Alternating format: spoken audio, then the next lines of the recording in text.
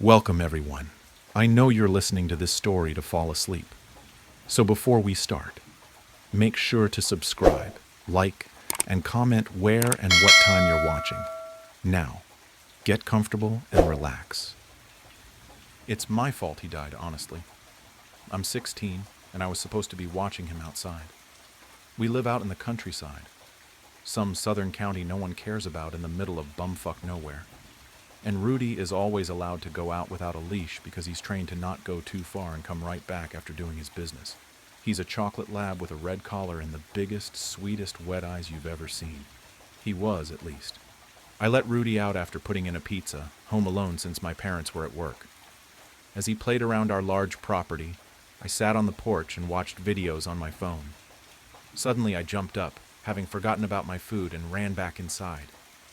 I'd burnt an entire frozen pepperoni pizza, and I was cussing up a storm, taking it out the oven and trying to figure out what I was going to tell my parents so I wouldn't be scolded for wasting food.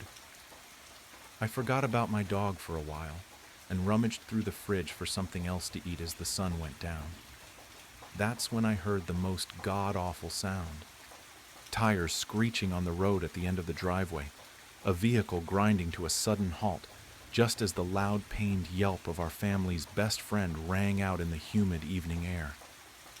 I ran out the house, across the lawn, down the drive, and fell to my knees where Rudy was lying on the road with his chest and stomach caved in. The car was gone, speeding down the road, leaving tire tracks and gore over poor Rudy's crushed abdomen. I cried harder than I've ever cried in my entire life as I watched him squirm and whine in agony before finally the light faded from his big brown eyes. Rudy had gone up the drive for no real reason. He usually stuck to the woods around our house, digging up holes or peeing in bushes. He never had interest in exploring the road, and he never once tried. If I had told him to come in already, he would be alive to this day. My parents mourned deeply, and I had the sense they were blaming me as well. A week passed and we tried to move on. But then one evening I went outside to walk around the yard and talk to my friend from school on the phone. We were laughing about something or the other, and I was enjoying the cool breeze on my skin as the sun set overhead, when suddenly I had this weird feeling, the feeling you get when you're being watched. I looked around, then my eyes fell on the driveway, which was surrounded on both sides by trees, and curved sort of to the left, so that you couldn't see the road from the front lawn. What I could see, however, several yards away, was a chocolate lab standing still as a statue at the bend, under the shadows of the trees. One with a red collar, tire tracks imprinted on his side, blood-soaked fur, a completely crushed and mangled face, and entrails hanging from his gashed open stomach. My breath caught in my throat, and I felt like time went to a standstill. My friend asking me if I was still on the phone became white noise as I stared at what seemed like Rudy, and he stared right back, unmoving. We had buried him, far out in the woods where he couldn't be seen from our property, as a reminder of what we lost. He was definitely dead. There was no doubt about that. Was I hallucinating? It was starting to get dark after all. Maybe my imagination was playing tricks. I turned away from the horrible sight as I choked back a sob. I rubbed my eyes, and after taking a deep breath, I looked again. He was gone. I returned to my phone call and quickly went back inside the house, choosing to play it off as my mind fucking with me due to the guilt of Rudy's passing. But things were never the same after that. Since my parents are too busy working to drive me, I catch the bus each morning to school. That means walking all the way down our winding driveway and waiting at the spot Rudy was hit for that yellow bus full of obnoxiously loud teenagers to pull up. Every time I walked down the drive, I felt uneasy. The trees lining the gravel path on both sides blotted out the sun and covered me in shadow. Nature was silent and still, when usually birds were singing and squirrels were skittering up trees. I felt like I wasn't alone. I waited for the bus, and I felt the skin on the back of my neck burn. I turned around and saw him. Closer this time. Rudy. His corpse just stood there and watched me. He didn't so much as twitch, blink, or move his tail. I didn't know what to do. He was blocking the way back home, and the house across the street was for sale, meaning the closest neighbor was yards away. An overwhelming sense of fear enveloped me. and I staggered back into the road, expecting him to move at any moment, to lunge at me and attack. After all, if he wasn't some sort of zombie, then what was he? The school bus screeched to a stop dangerously close to me, and this scared me so bad I screamed and fell back on my ass in the middle of the road. I had been so terrified that I didn't even notice it approaching, and apparently the driver hadn't noticed me until the last minute for some reason. When I got my bearings and stood up, I felt utterly flustered. I looked away from the driver's angry face in the windshield to the driveway, and Rudy had vanished again. When I got on the bus, the driver yelled at me, asking if I had a death wish, and a few of my classmates made fun of me, but I didn't care. I was absolutely terrified. My dog was haunting me, and its presence felt hostile, like it wanted me to suffer the same gruesome fate since I couldn't help him. I wasn't able to focus on class at all that day. When the bus dropped me off that afternoon, I stood and waited until it left, then booked it down the driveway. I felt silly, but at the same time I didn't want to be there long enough to see him again. When I ate dinner with my parents that night, I was distant and moody, and my mom noticed. "I made your favorite dinner, and you're just pushing it around with that glum look on your face," she had said. "Honey, what's wrong?" I told her that I was hallucinating Rudy in his post-mortem form at that. I could tell by the looks on my mom and dad's face that they were intensely uncomfortable at the subject. They had been close to Rudy too. He was an old dog, and they had adopted him just before I was born. Yes, he was that old. I just wish I'd stopped seeing it. I finished my vent with that. After a short moment of silence, Dad grumbled without even looking at me. "Son, you've been watching those freaky movies at night and barely getting any sleep. You can't be surprised you're seeing zombies when you're running on 3 hours of sleep and marathoning every zombie movie ever made." "Your dad's right," Mom agreed when she saw the way my face balled up in frustration. "Plus, you've been sleeping past your alarms and missing the bus almost every day now. I want you to start going to bed earlier and take a break from the horror genre in the meantime, okay?" "Yeah, okay." I thought that maybe they were right. I mean, Dad was definitely exaggerating about the 3 hours of sleep thing, but I probably should lay off the scary shit for a while. I don't think I could stomach it anyway, after what's been happening. Despite me following my parents' advice, things got worse. I heard scratching at the door at night, and the whimpers and whines of a dog.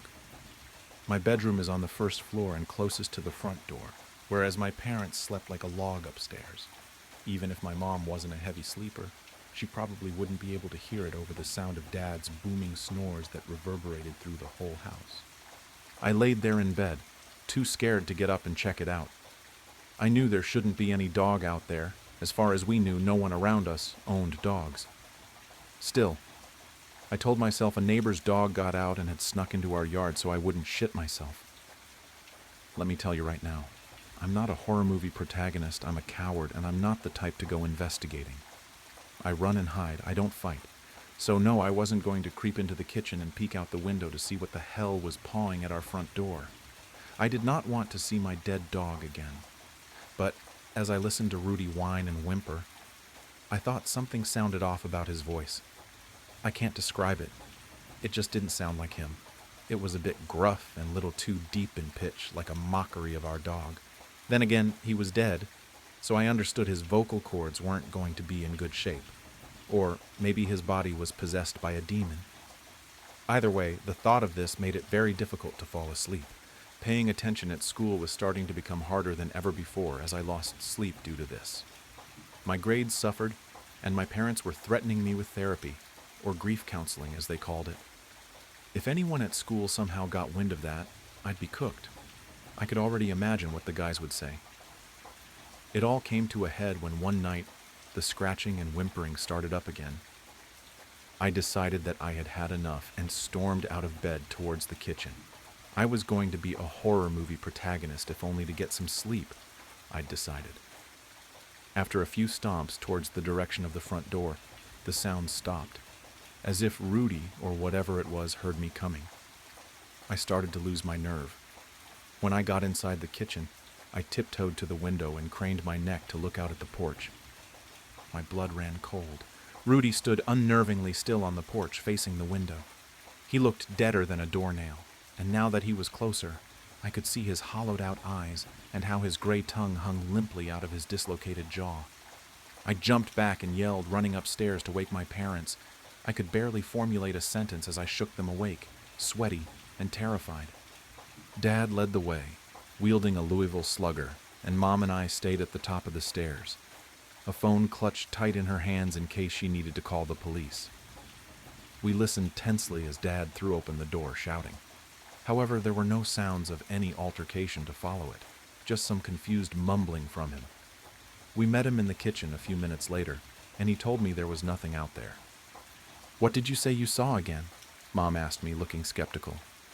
"A man?" "No, not a man," I began. "You said he's out there," Dad snapped. "I meant he, as in Rudy." I watched them give each other looks, my face getting hot as I realized how this looked. "Dylan, we all miss Rudy," Mom said with a sigh. "No, it's not like that," I begged. "He's been haunting me. He shows up." "It's your guilty conscience." Dad cut me off, a mix of frustration and concern on his face. "I have nothing to be guilty about. It was an accident." I ran to my room so they wouldn't see me cry. I locked the door behind me, knowing Mom would try to come in. When she tried the doorknob, she groaned. "We're going to talk about this after school tomorrow, and we're taking you to a shrink." I heard their muffled voices complain about me all the way up the stairs. I cried into my pillow like a baby. I just missed my damn dog, and I missed having a good night's sleep and not having my parents think I was going crazy. The next day, I was so tired I felt like I could pass out.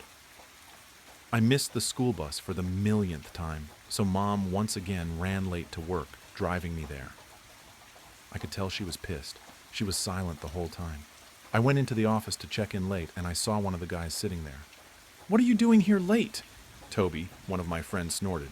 "You look like shit." "What are you doing out of class?" I asked with irritation as I signed my name onto a clipboard in front of the receptionist, who was always talking to her boyfriend on the school's phone. "Got in trouble," Toby shrugged. "Already?" I looked at him judgmentally for already being sent to the office so early in the school day. "Whatever, man," Toby scoffed. "At least I don't play with dead dogs." "What?" I whirled on him, ready to kick his ass for saying anything negative about Rudy. "Easy." Toby threw his hands up, genuinely surprised by my reaction. "If you're so sensitive about it, why does your family keep trying to use him as a prank? I mean, you gotta admit it's weird, dude. Alexis rides your bus and she keeps talking about how your dad keeps putting your dog on the end of the road. What's that about anyways? Is he trying to scare them? Does he think they're kindergartners? What are you talking about?" The room felt hot all of a sudden.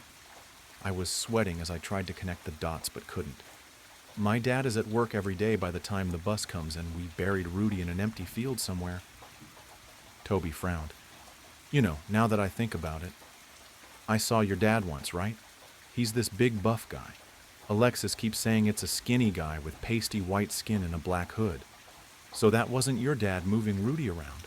Didn't you guys get Rudy stuffed, or what's it called, taxidermied?"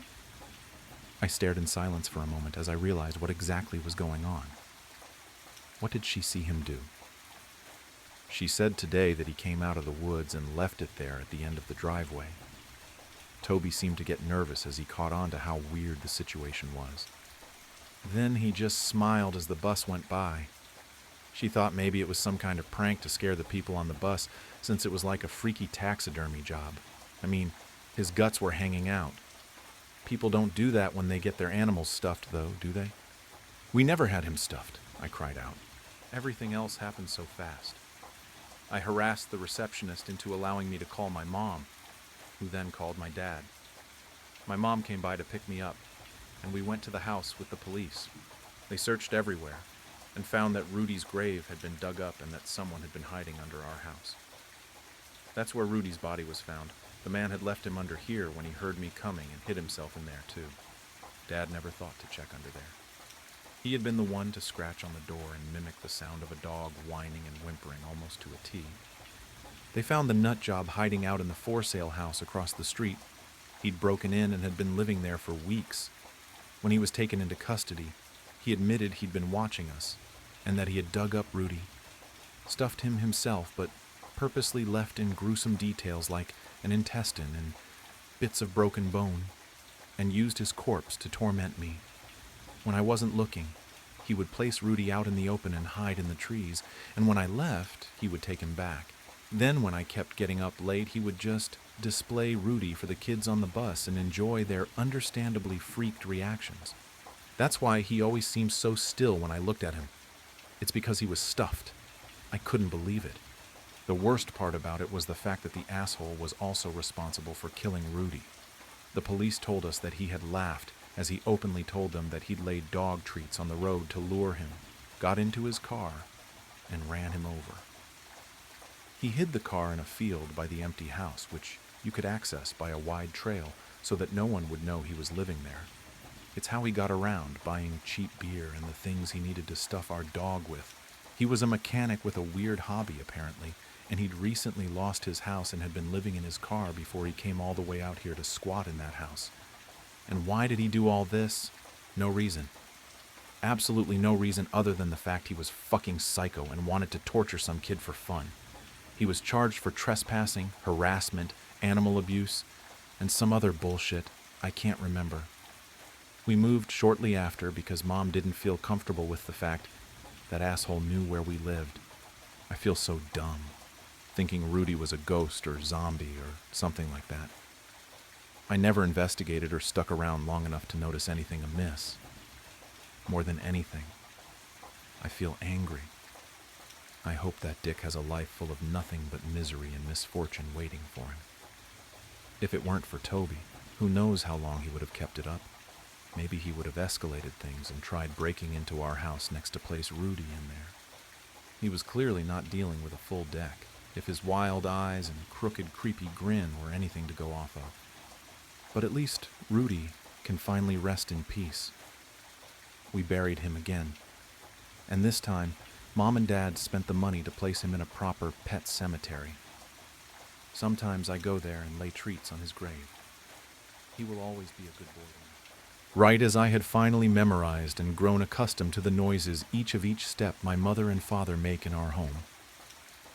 The night sky had decided to come forth, and the scorching sun took its ray of light and heat to slumber, and so did we. I go in my room and turn the lights off. As I was coming closer to my bed, the sound of me, my mother and father's footsteps could be heard echoing across the house.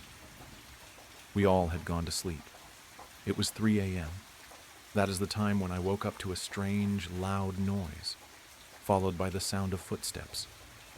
Petrified and half awake, I stayed in bed, hiding under the sheets, ears open to hear any sound that was coming from downstairs.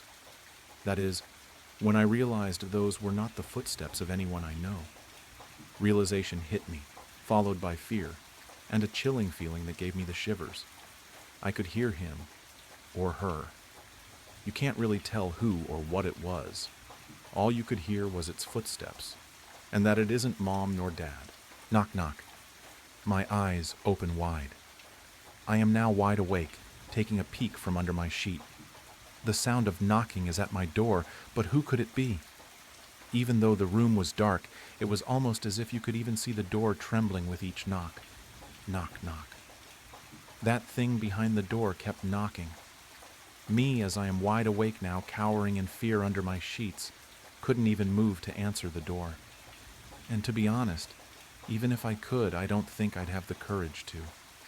I could feel my heart sinking, my lungs breathing heavily as fear began seeping into me. Knock, knock. The thing was persistent. Then I look at the time. It was an old clock that has always been in my room ever since we moved in. 3:05 a.m. I look in shock. Only 5 minutes have passed. How can this be? Knock, knock. Driven by shock and frustration, I decide to accept my fate. The paralyzing fear had calmed down, still shivering from the unknown that was waiting for me behind that door. Knock, knock. I hop out of bed, wearing my pajamas. Yes, those pajamas my mom and dad bought me a couple of weeks ago. I was wondering if this is the end for me. Will I ever wear those pajamas again? My hand, cold as ice due to loss of blood circulation in my hand, reaching out for the door handle. The cold breeze in the room from the open window I forgot to close before I went to sleep. My eyes drifting everywhere, wondering what to do. I opened the door, and there it was. A dark, humanoid figure. I was rather young, so at the time I thought it was my dad, since it looked like a man, in his 30s. Foolish little me felt a sense of relief, and at the same time, curiosity. Why could I not tell it was my dad? Why is he just standing there, in the darkness? Many questions, many possible answers. But one thing was clear. That thing was not my father.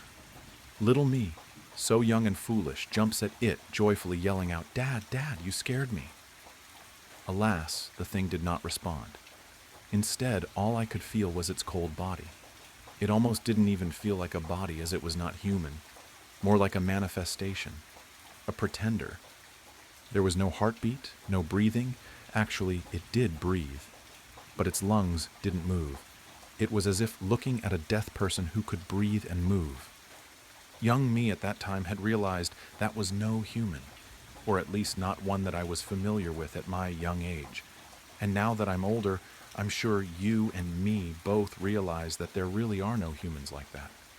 Shocked from what I had just witnessed, I rushed to my parents' rooms as I noticed that thing was just standing there, focused on my room. Yet to my surprise, as I reached the stairs, my heart sinks to the floor and my breathing intensifies when I saw it. That thing hiding in the darkness, in the blink of an eye, turned its face towards me. Now that it was facing my direction, you could clearly see the look on its face. It had eyes, but couldn't see, or so I assume, since they were pitch black. It didn't have ears, or at least I didn't see any due to its long black hair. It was no usual hair. It looked almost like clay. It didn't have the physics of normal hair, almost as if looking at a mangled mannequin. I sprint to my parents' room. I hear the thing let out a deafening roar, sending chill down my spine. Tears begin rolling down my cheeks, but I don't stop. I can't stop. Stop running and who knows what will happen. I could hear it, its footsteps as I ran, this time, however much faster. Little me, with his tiny legs, tried the best he could to outrun it. What used to be unknown just minutes ago was now charging at me in efforts to catch me. Heavy breathing was traversing the air, screams were echoing, growling noises were heard, loud footsteps, tear marks on the ground. One little boy and an unknown trespasser who, for unknown reasons and unknown goals, wanted to catch him. There it was, the door. I could feel the sense of hope, and the numerous times I thought to myself, "I can do it! I'm almost there! Mom, Dad, I'm almost there!" Looking back, the thing was right behind me, glaring at me, growling and reaching out for me. With my last strength I had left, I immediately reached out for the handle, opened the door, and closed myself inside. There I was, lying down, on the ground. I could hear that thing again, knocking. I was so tired and so relieved that I outran it that I had forgotten my sole reason for even coming to this room in the first place. As I was lying down, catching my breath, I noticed a musty smell in the room.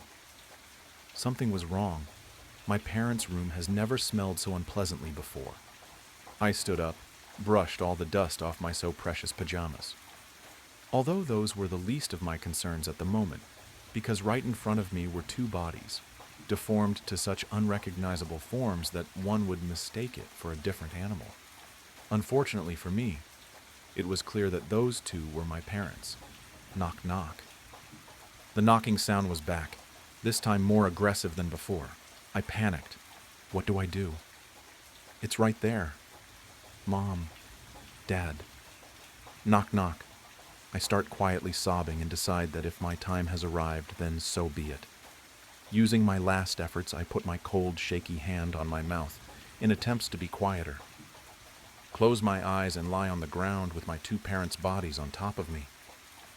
And then it happened.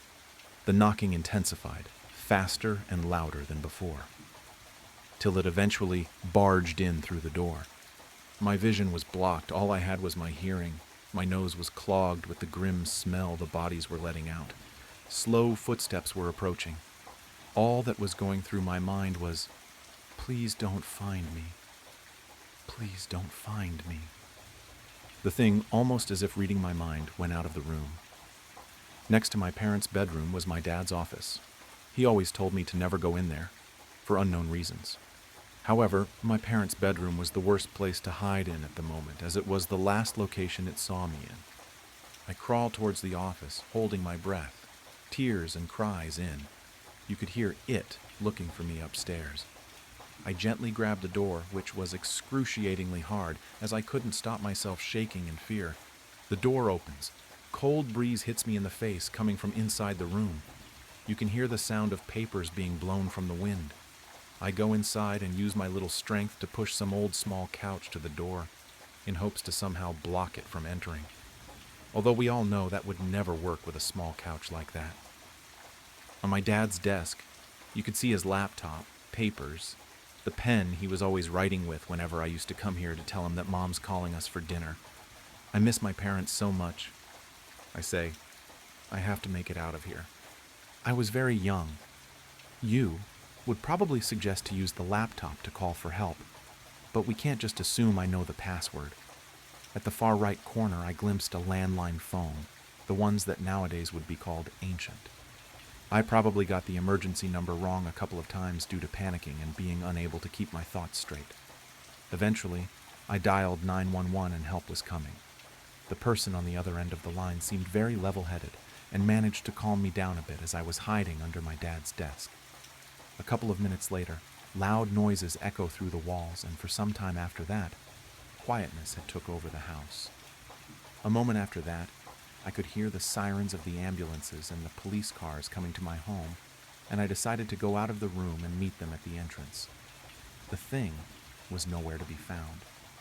All that was left of the scene were my parents, both gone. Me, shivering in fear, and a couple of broken furnitures. I don't know what it was, who it was, where it is, or what it wanted. All I know was that it meant no good. And even though I saw its appearance, you could say it's still unknown, as it was so unusual that you can't even describe it unless you see it for yourself. A couple of years later, I'm at my office, writing this to you, since the only actual characters in this story are me, my parents, and you. That thing is still not found. It's lurking, possibly knocking at someone else's door right now, walking around inside someone else's home. Whatever it is, whatever it wants, do not answer the door.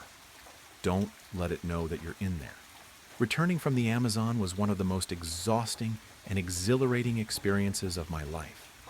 That trip to South America had been the perfect escape from my suffocating routine as a rising attorney in the United States. After years of hard work, I'd secured a solid position at Marston and Associates, and with a recent promotion offer, life finally seemed to be heading in the right direction. But since I returned, something hasn't felt right. It began with a faint itch on my left arm just below the elbow. At first, I thought it was just a mosquito bite, inevitable after weeks in the Amazon rainforest. I didn't pay much attention to it. I applied some ointment, took an antihistamine, and carried on.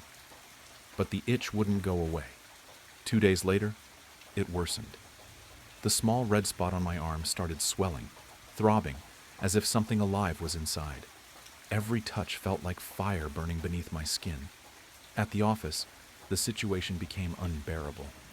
I shifted constantly in my chair, unable to focus on anything but the desperate need to scratch. I clawed at my arm under the desk, trying to hide it, but it was no use. The fabric of my blouse rubbed against the irritated skin, amplifying the agony. "Elizabeth, are you okay?" Clara, a coworker, asked. "Just an allergy, nothing serious," I lied, forcing a smile. She raised an eyebrow, clearly skeptical, but didn't press further. I knew I was drawing attention. My boss, Mr. Marston, frequently walked past my desk, watching me out of the corner of his eye. I couldn't let this jeopardize my promotion, but the pain was becoming unbearable. When the workday finally ended, I rushed home. I closed the door to my apartment, dropped my bag, and went straight to the bathroom. I looked in the mirror and rolled up my sleeve. My heart froze. Where there had been a small red mark, there was now a dark swelling with a black, hardened center, like tree bark. The skin around it was cracked, oozing a yellowish liquid with a nauseating smell. It was as if my skin was rotting before my eyes. I grabbed the strongest ointment I had, but as soon as I touched the wound, the pain exploded. I screamed, tears streaming down my face. The next morning, I went straight to the hospital. I wasn't the kind of person to wait until the last minute to seek help. My mother used to say, "Elizabeth, you're so paranoid you'll die of old age because nothing will ever catch you off guard." At the hospital, the doctor examined the wound with a mix of curiosity and discomfort. He called in another doctor, who then called in two more. They all stared at my arm like it was a nightmare brought to life. "It's a tropical disease," the doctor said after several long minutes.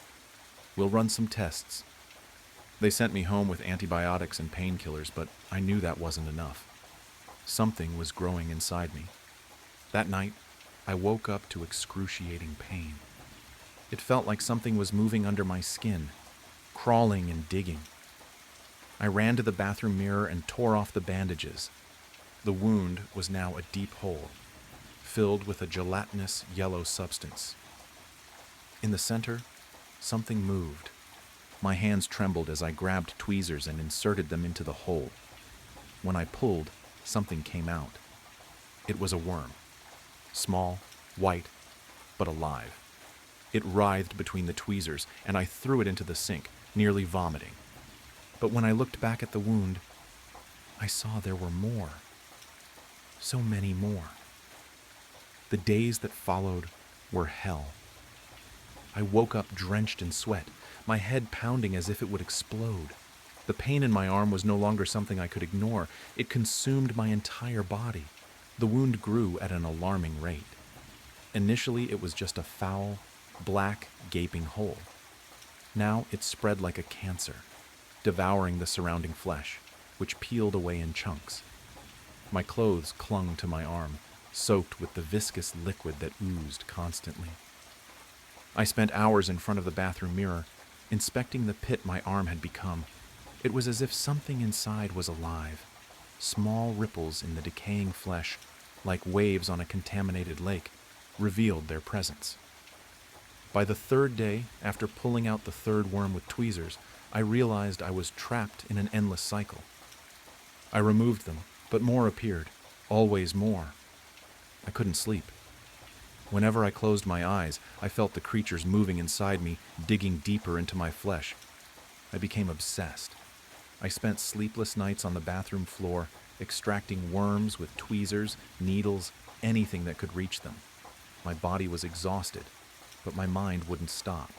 For every one I removed, two seemed to take its place, and the sound. At first I thought it was in my head, but it wasn't. It was a low, wet rustling coming from my arm, the sound of something scraping against flesh, chewing, burrowing. By the fifth day, the nightmare reached a new level. My left hand went numb. I tried to move my fingers, but they wouldn't respond. When I looked at my arm, the swelling had spread. The skin around it was translucent, almost see-through, revealing long white shapes writhing beneath, rivers of larvae flowing through my body. I vomited on the bathroom floor, the stench of bile mixed with the rotting smell of my arm, making the air unbreathable. I knew they were growing, and I knew they wouldn't stop. It felt like a legion of burning needles was piercing my skin, deeper and deeper each time. The wound was growing alarmingly. At first it was just a black, fetid hole in the center of the swelling. Now it spread like cancer, advancing through the surrounding flesh, which was rotting and falling apart in pieces. My clothes started to stick to my arm, soaked with the viscous liquid that kept dripping constantly. The smell was nauseating, a mix of rotten meat and something chemical, acidic, that seemed to burn my nostrils.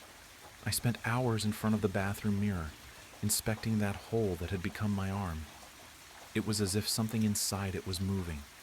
Small ripples in the rotting flesh, like waves on an infected lake, showed that they were there. On the third day, after pulling out the third worm with tweezers, I realized I was caught in an endless cycle. I would remove them, but more would appear. always more. I cried out of frustration and disgust. "Get out of me! Get out!" I screamed, my voice hoarse and desperate, but the worms didn't obey. Each night was worse than the last. I couldn't sleep. Every time I closed my eyes, I could feel the creatures moving inside me. The mere thought that they were digging through my flesh kept me awake. I became obsessed. I spent the night sitting on the bathroom floor, pulling out worms with tweezers, a needle, anything I could reach. My body was exhausted, but my mind never stopped. Every time I pulled one out, it seemed like two more appeared. I began to hear sounds. At first, I thought it was just in my head, but it wasn't. It was a low rustling noise, like something wet brushing against flesh, gnawing, burrowing.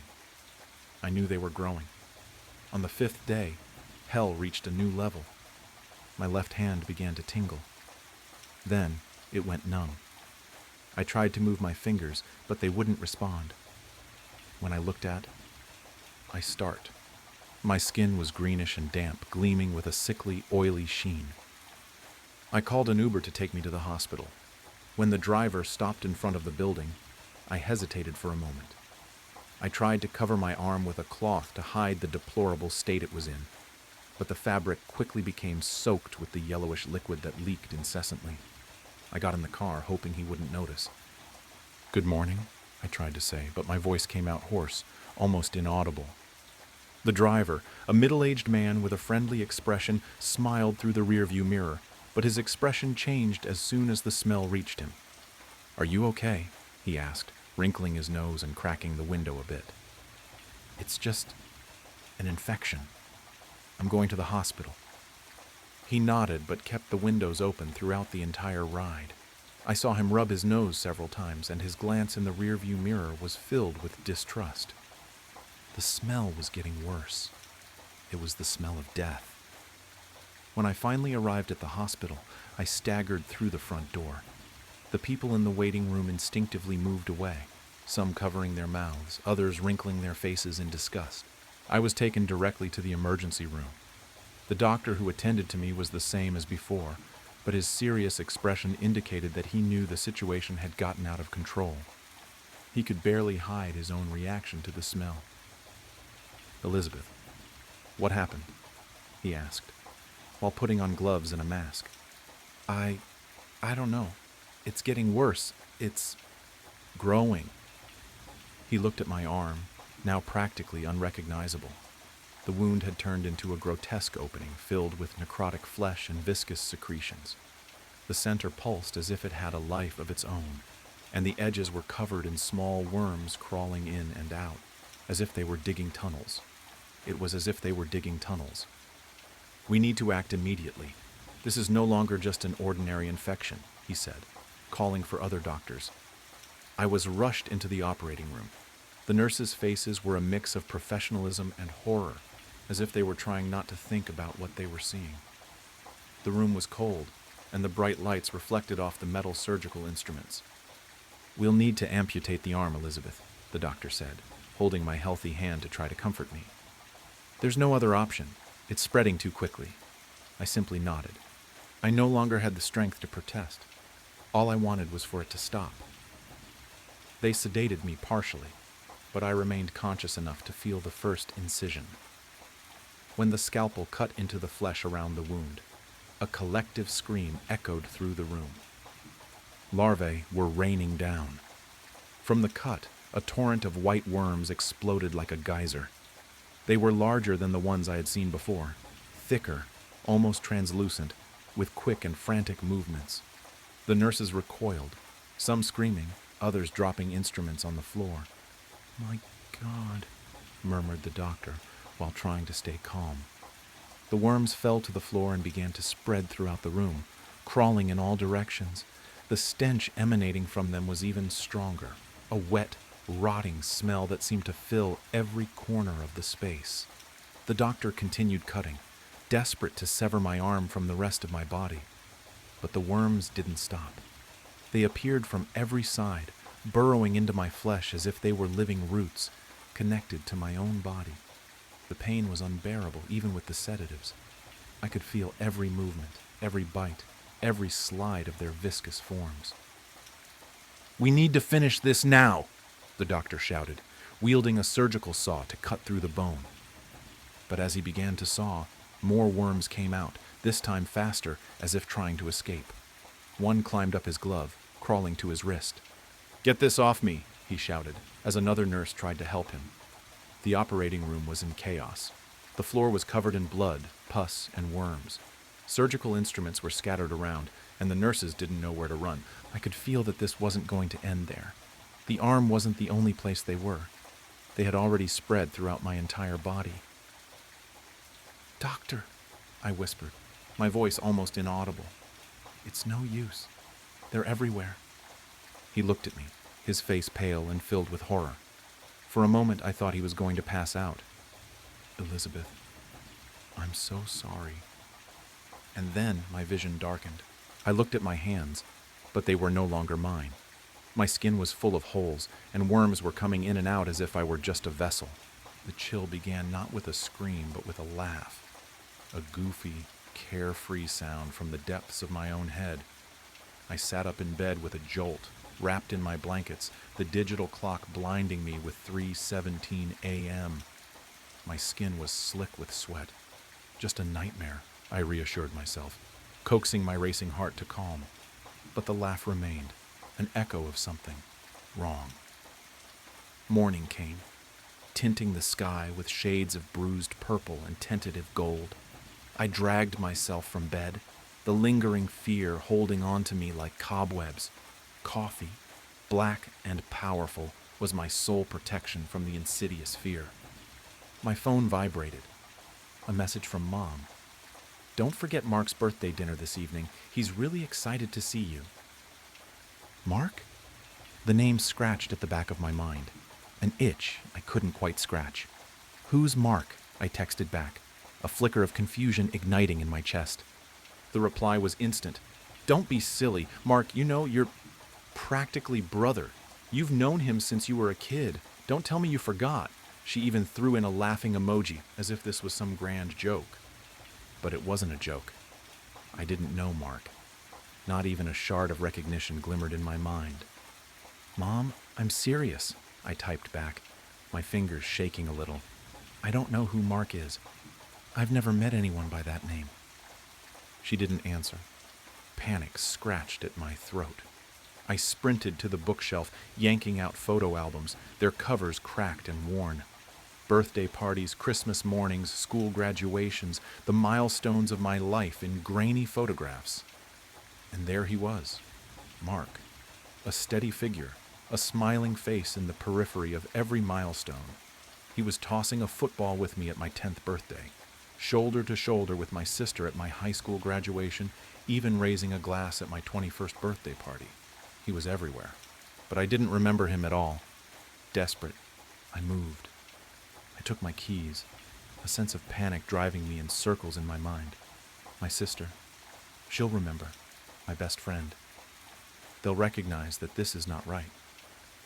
My sister Sarah opened the door, smiling brightly. "Hey, Mark's birthday now?" The words struck me as if I had been physically hit. I felt my head reel. "Sarah, who is Mark?" I begged, my voice hoarse with fear. "I've never met him. This doesn't make any sense at all." She looked at me, her smile wavering. "What are you talking about? Mark. He's been here forever. Don't you recall all the summers we spent at his family's lake house? The time he rescued you from the pool when you were going to drown?" I shook my head, my eyes welling up with tears.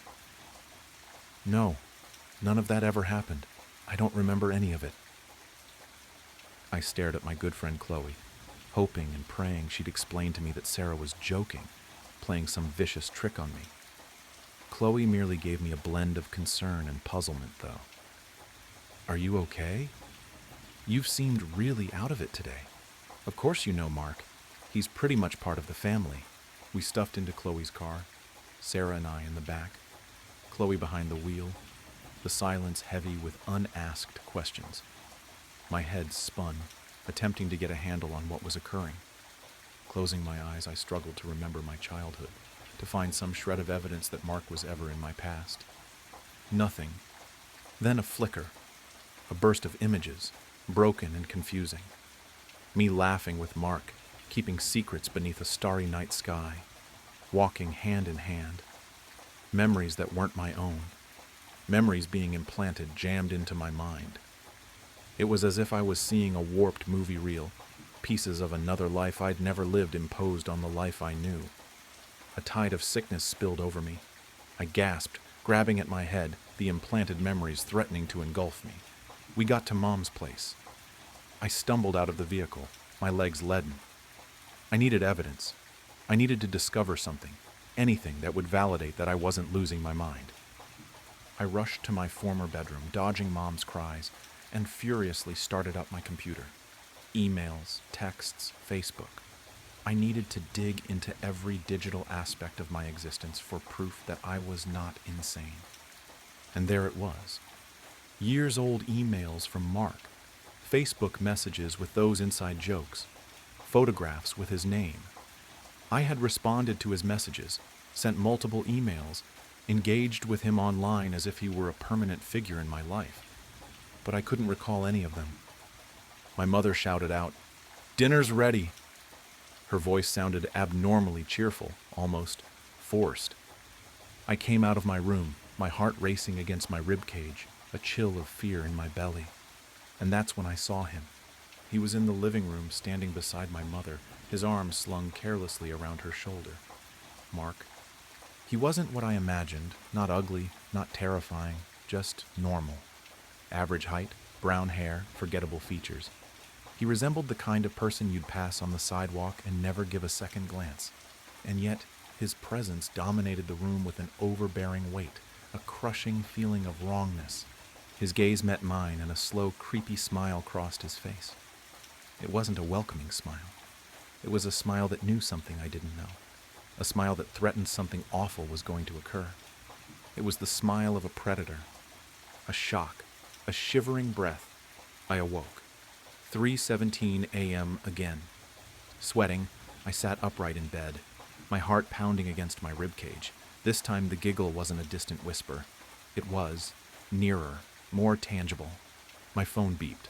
Mom again. "Don't forget Mark's birthday dinner tonight. He's really looking forward to seeing you." The message was the same, word for word. I hurled the phone across the room, a strangled cry escaping my mouth. It was happening again. This was not a dream. This was real. I got out of bed, clamoring for something that would ground me in the real world. I glanced at my room, hoping for something, anything, that would attest to the fact that I wasn't going crazy. My eyes landed on a framed photo on my dresser. It was one of my dad and me, taken when I was a child. I hadn't seen it in years. Except, it wasn't just my dad and me anymore. By my dad's side, his arm slung over my shoulder, was Mark. The same bland face, the same creepy smile. He had taken my father's place in my own mind. I could feel a scream rising in my throat, a raw howl of rage and terror. My memories were being stolen from me, rewritten, replaced with this thing. I sprinted to the mirror, gazing into my reflection, searching for any indication that I was indeed myself. A few seconds passed before the edges of my reflection's mouth twisted into that same unnerving smile. It leaned in and said softly, "You're ready, kiddo." The voice was mine, yet it wasn't me. I slammed the door closed and I ran, pushing open my bedroom door. Mark was there, leaning against the door frame, arms crossed, that awful grin on his face. "Why are you doing this?" I gritted out, my voice shaking. "What do you want?" He merely laughed, that low, queasy sound. "I'm not doing anything," he told me, speaking in a low, strangely calm voice. "You're always doing this." He grasped my arm, his hold much stronger than I expected, and steered me toward my Aunt Nina's. It had been years since I'd last seen her. Why would he want to see her? "I want to go inside with you," he murmured into my ear. I barely heard him. We arrived at Mina's house. There was a frantic hope that leapt within me. Perhaps she knew. Perhaps she remembered the world as it ought to be, the world before Mark. I ran up to the door, knocking frantically until Mina opened it, her eyes opening wide with shock. "What are you doing here?" she asked, fear creeping into her voice. "You shouldn't have come." "Mina, please," I pleaded, grasping her hands. "You have to assist me. I don't know what is occurring. My memories, they're being altered. There is this man, Mark. He is taking the place of everyone I know. Mina stepped back, her face twisted in terror. "They're going to make you right," she breathed, her eyes flicking towards Mark, who stood behind me, his eyes following me with the same knowing grin. "They want to make you right before they wipe you out." "Wipe me out?" I breathed, my blood congealing in my veins. "What do you mean?" "Wipe me out of what?" Mina paused, her eyes shining with a desperate, entreating expression. "You're not the first," she whispered. "There was one before you, and they'll do it again. They'll replace you, the way they replaced her." "Another me? Replaced?" My head spun, attempting to follow through the urgency of her words.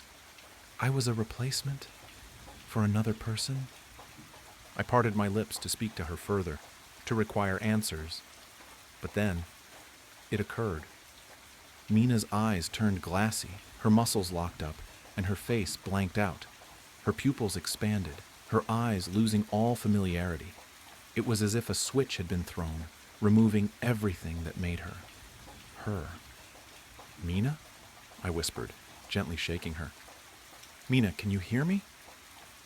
She blinked, her eyes now vacant and clear. "Oh, hey," she said, her voice now cheerful and light, as if nothing was amiss. "What are you doing here?" She remembered nothing. She remembered no conversation. She remembered no fear in her eyes. She remembered no warning she had just issued me. She had been erased. Mark moved towards me, putting a hand on my shoulder. "See?" he whispered, his voice soothing and gentle. "I told you. You're always doing this." "Do what?" I breathed, my voice breaking. "What am I doing?" He grinned, a slow, predatory smile that made me shiver. "You always forget. Celine, you don't need to know me. All you need to know is, I know something. Something I shouldn't. It's not mine to tell, but I don't think dead girls complain much. I see through her eyes, I feel that same pain. More than a memory, I live in the moments, every second of every day. I have never been religious, but I pray to whatever will listen. I will tell her story. I know I have to. I don't know why, but someone has to hear her story. Just promise you won't leave me. We'll stay together, all right?" "Yeah, whatever. I promise," she said as she slid her uniform off. I sat waiting, having already changed out of my work clothes the second my shift ended. Working in the theater had some perks, but it was hardly worth smelling like popcorn butter after. Rachel put perfume over the smell, but I showered after every shift. My hair was still damp as proof. "Do you need anything before we leave?" she asked, pulling clothes out of her bag to change into. "Probably," I joked, trying to break my own tension. "But it's my house, so if it's that important, I'll notice it on my way out." She laughed, buttoning the last of 4 buttons on her jeans. Then she threw on a tight ringer t-shirt. Previously it had some sort of image, but it had worn away with time, leaving it difficult to make out. I dressed nearly the opposite, with a plaid yellow skirt and matching button-up top. A brown belt, with a gold shining buckle and hoop earring to match. We weren't the type to be friends, really. We shouldn't have been. Work does that, brings different types of people together. Rachel hopped off the edge of my bed, grabbing her bag off my floor. She started out my door, forgetting her keys on my nightstand. "Rachel," I laughed, picking up the keys and following her out. "You won't make it far without these." She smiled, took the keys, and continued without a word. Her car was parked on the sidewalk in front of my house. I was never good with cars, but I knew for sure it was black. I think it was a cutlass, but I wouldn't bet on it. She got into the driver's seat, but I didn't want to get in with her. I did, against my better judgment, and then we left. The drive there was odd. Even Main Street had no traffic, leaving it a graveyard of stoplights and fallen leaves. Fog, blocking our view from every direction, growing thicker and thicker the further out of town we went. It should be expected with the carnival, but this felt different. I twiddled my thumbs, pretending as though I had nothing to worry about. "You okay?" Rachel asked, not taking her attention off the road. She always pointed out my little quirks, usually noticing if I was feeling off. "Mm-hmm," I squeaked, snapping out of whatever trance I was in. I was, obviously, not okay. Rachel glanced over. She looked so calm and relaxed. "You sure? You look hella tense." I didn't answer. Cool air flooded in through Rachel's window, letting the smoke off her cigarette float out.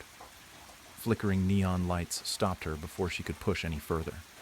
The lights lured us into an open field-turned parking lot, like an anglerfish lures its prey. The old beauty, suffocated by the call of humming engines. The funhouse hung upon the gateway. I fumbled for the door handle, unable to muster up the strength to get it open. Vision fuzzy, heart pounding, and a headache I couldn't seem to shake off. Managing to get the door open, I tumbled out. It was too much. The lights, the laughing, the small, crowded paths. But a calm smile and happy voice were as good of an act as the rest of the circus. I had never snuck out before, let alone to a place so big. I was my parents' ideal child, and I loved it. The way every adult mentioned me as a role model, it kept me going, like a push I needed to function. Without approval, I didn't have much, which I think is why I came here tonight. Rachel grabbed my arm, pulling me towards the ring toss. "Would you be careful?" I begged as she pulled me past a girl, nearly sending her flying. Looking at the girl, she was younger, maybe 10 or 11. She looked odd. There was no other way to describe it. She dressed as though a few years behind style. A pale, multicolored striped shirt and bright blue pants. Fee had a microvision. They stopped making those back in 1981. I know that because Lance can't help but bring it up whenever he can. That is only 3 years ago, though, so it's not too odd she has one. Looking around, everyone looked a few years behind. It was uncanny, but perhaps it was just my wild imagination. Rachel didn't seem to notice. Maybe it was nothing to worry about? Trying to find a good distraction, we played every game in reach. We, of course, won nothing. In the carnival, the house always wins. A blaring announcement shook my attention away from the horse race I had been playing. "The show will commence in 10 minutes. 10 minutes, droned the announcer. "Stock up on snacks, carnival trinkets, and secure a prime seat. And of course, don't forget to enjoy the show." His tone implied that the enjoyment part was optional, but the snacks and trinkets were not. Rachel again grabbed my wrist, pulling me towards the tent. "Come on, we have to get in before the show starts."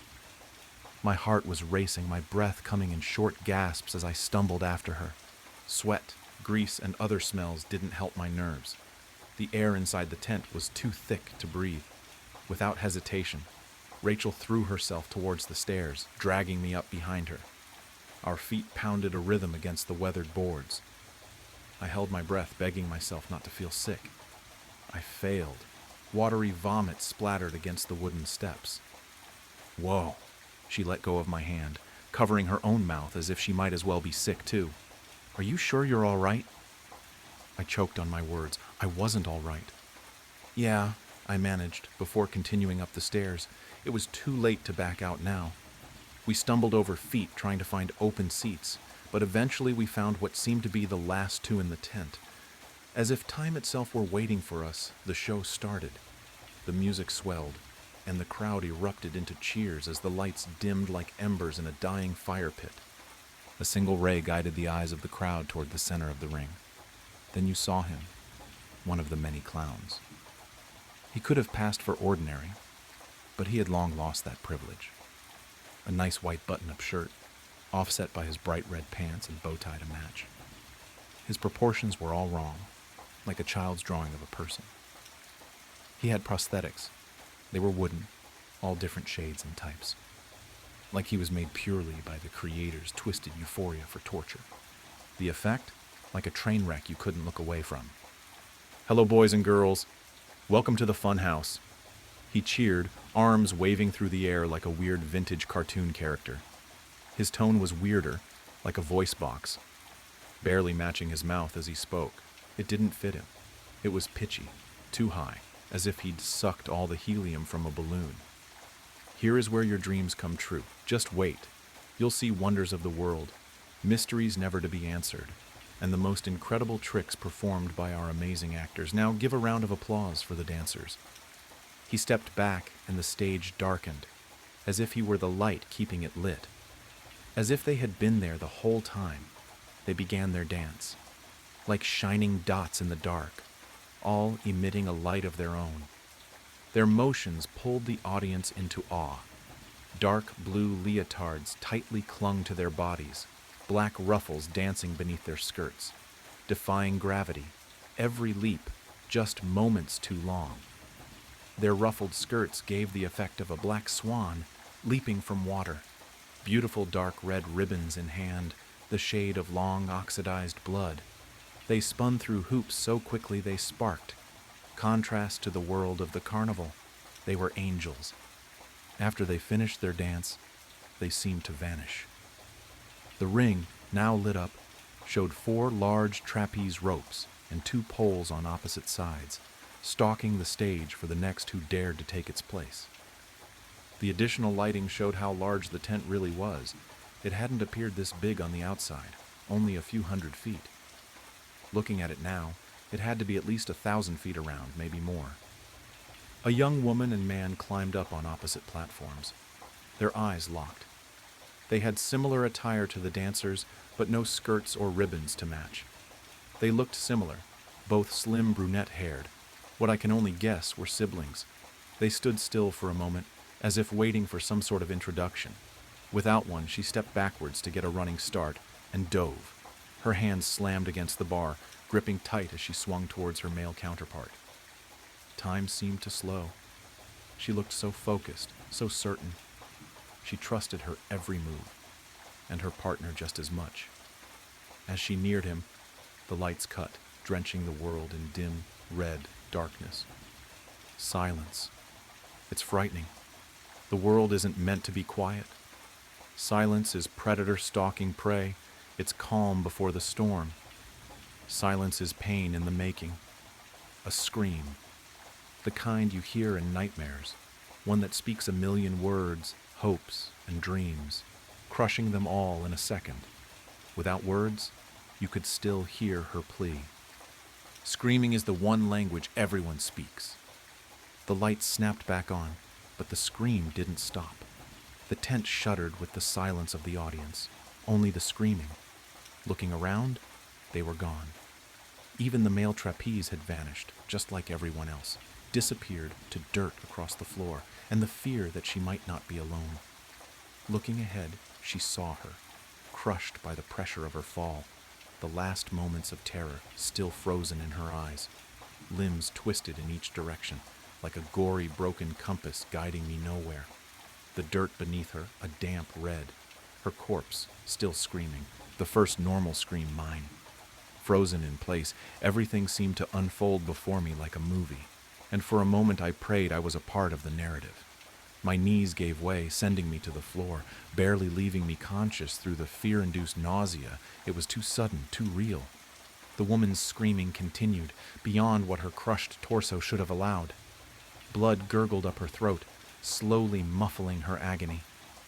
Leaning my shaking body against a chair, I looked towards where the door was. It had vanished, with no trace left behind, as if it had never been there at all. I looked around and saw what I should have known far before. There was no way out. Running down the stairs, I slipped and was reminded of my fear-induced vomit, now covering my yellow skirt. Nearing the bottom of the steps, I stopped. A sound echoed throughout the air, stopping me in my tracks, skittering on the roof. Then I saw it. It tore through the roof of the tent with ease, but no light came in. a dark shade of gray-brown, 50, maybe 60 feet long, wrapping itself around the poles holding the place up. 10 long spider-like limbs stuck randomly to the body, as if added as an afterthought, all shifting as if they had minds of their own. 2 sockets where the eyes should have been, pulling the skin around them in like a black hole.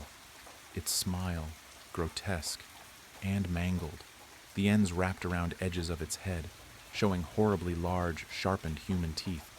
Moving faster than my eyes could catch up with, it darted toward me. I dropped back to the floor. Sliding down the stairs, I scratched any available surface of skin. It slammed into the steps above me and crawled down right past me. It couldn't see. I crawled along the seat bottoms, shaking every second I wasn't pressed to the floor. It may not have been able to see me, but it could hear my every breath. After more than an hour of crawling, hiding, holding my breath, and repeating that vicious cycle, I reached a curtain. Barely open enough for me to fit through silently, I crawled in. Too frightened to breathe. For the fear it might hear me, I ran further inside.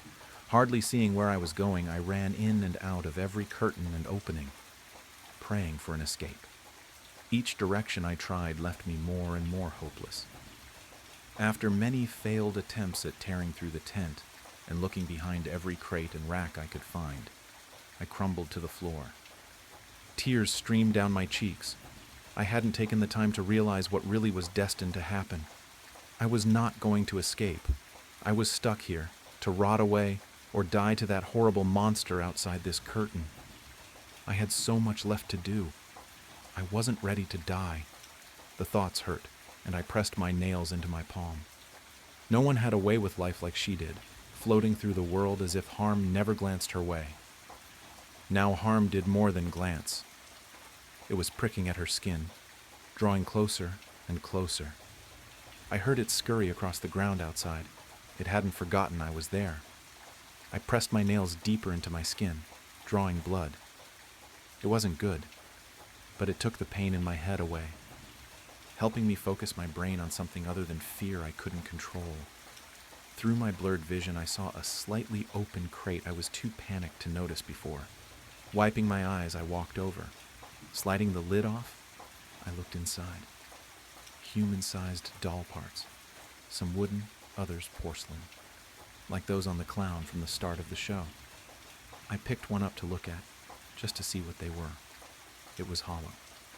I slid the arm over my own, putting each finger into the correct slot. A perfect fit.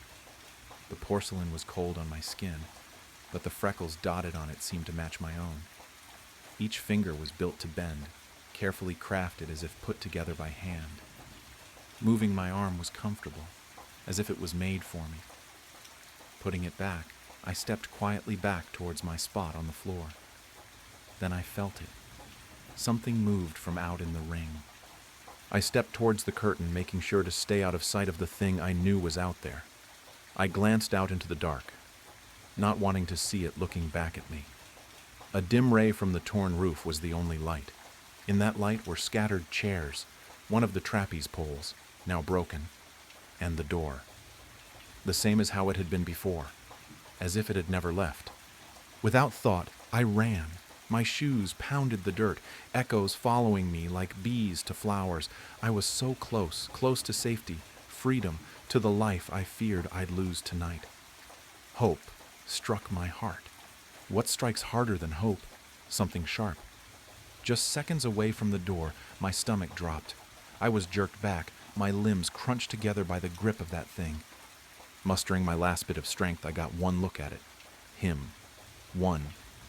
He looked human, more than he had before, almost as if turning more human as he watched me suffer.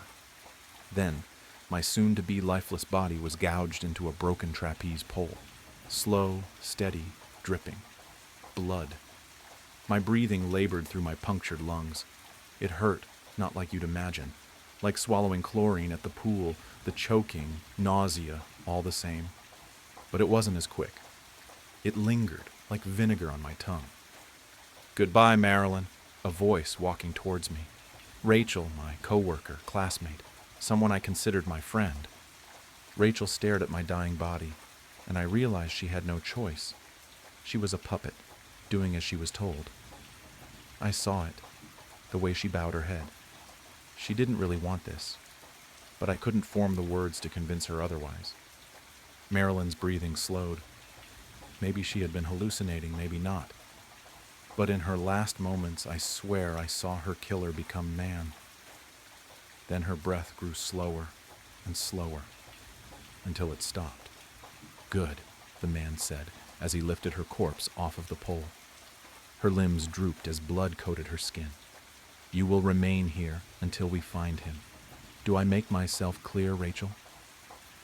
Her head nodded in compliance, her voice hardly above a whisper. "Of course, Father. My work has been done." He had good plans for her body, stitching her wounds, removing limbs to make place for those same antique toy parts she had seen before, predicting her own demise, her eyes sewn open, dark blue buttons in their place. Marilyn, a name of the past, a life left behind, a new name, but the same old girl. Madame Louiselle, the marionette doll. I don't know who she is, and I don't know why I know her story, but whoever she may be, God have mercy on Marilyn Jury. The music in my headphones was deafeningly loud, but that's just how I liked it. It kept the hums, beeping, and boops that came with the job to a bearable minimum. I worked at an industrial scientific experimental facility, as big as 4 football fields and as expensive as a stadium to build. The top scientific researchers from all over the nation swarmed this place like a hive of killer bees to a dog. As for me, I had the glamorous job of mopping the floors, whipping down desks and counters, cleaning bathrooms, and taking out the trash left during the day during my 12-hour shift. I always worked from 6 p.m., just after all the researchers had left, and 6 a.m., just before the day shift cleaners came in. I was in charge of cleaning the east and the north wing of the building. Every computer lined the large corridors of the building in neat rows of 3 going from the start of the corridor all the way to the end of the corridor that was as large as an American football field. This was my job. 7 days a week for 84 hours, all for $20 an hour. The dimly lit corridors and hallways illuminating my path. Imagine a whole complex light by only the center fluorescent bulb being lit to save costs, but also being illuminated by the computer screens from all of the computers in the complex. I was always told the computers needed to stay on because of the multi-day experiments that the researchers conducted and to cut down on the time of the experiments. But today wasn't my normal day. Sure, I was still working 12 hours in the light combination of computer screens and fluorescent bulbs, but this time I was tasked with cleaning the south wing and the room known as Room 01. But I just called it the room, because it was the room that I was told by rumor is where all the top experiments went down. Things the government cared about, like making a superhuman AI, to aid in defensive strategies and the United States offensive capabilities, as well as the typical science stuff that the government sponsors, like solving climate change and AI experiments. I remember the first dude who took care of the room. He was an older guy, probably in his 60s, and he quit the job in a spectacular fashion. I was covering the day shift for a sick coworker, and he came running out of the room and ran throughout the complex. I remember hearing him before I ever actually saw him. He was running around screaming, "I've seen the face of God." He talked to me, before falling down, panting like a dog. He scanned the room looking for anyone to believe him when he saw me, a fellow janitor. He ran up to me and said, "Don't ever let it out. He is trapped in the 9th layer of hell and wants out." I chuckled and decided to entertain the madman. "Who is he?" I asked. "He is the one who chews on Judas." I still remember that stare he gave me. I'll admit it was chilling. And with that, he was gone. He worked there for about a decade. As I remember being told, if I were him, I wouldn't want to work here either if I worked for a decade at this place. The next guy was way less experienced, only having about 6 years under his belt. He called in right before my shift was about to start to call in sick. I was only told briefly about why he called in sick. My boss explained. He said he was sick, something about needing a mental health day, says he saw something horrific while on shift. He then offered me the job because I had worked here for about 4 years, 3 part-time and 1 full-time.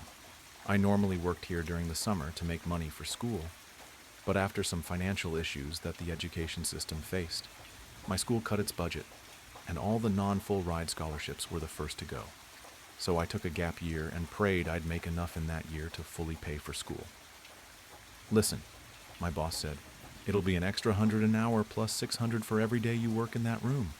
I perked up in my chair, excited at the sound of money. I'll be there, I said. I finished up the corridor I was tasked with before opening the door to the room. I was met by one of those old computers you'd see in the 70s, the ones with only green text that your parents would have used.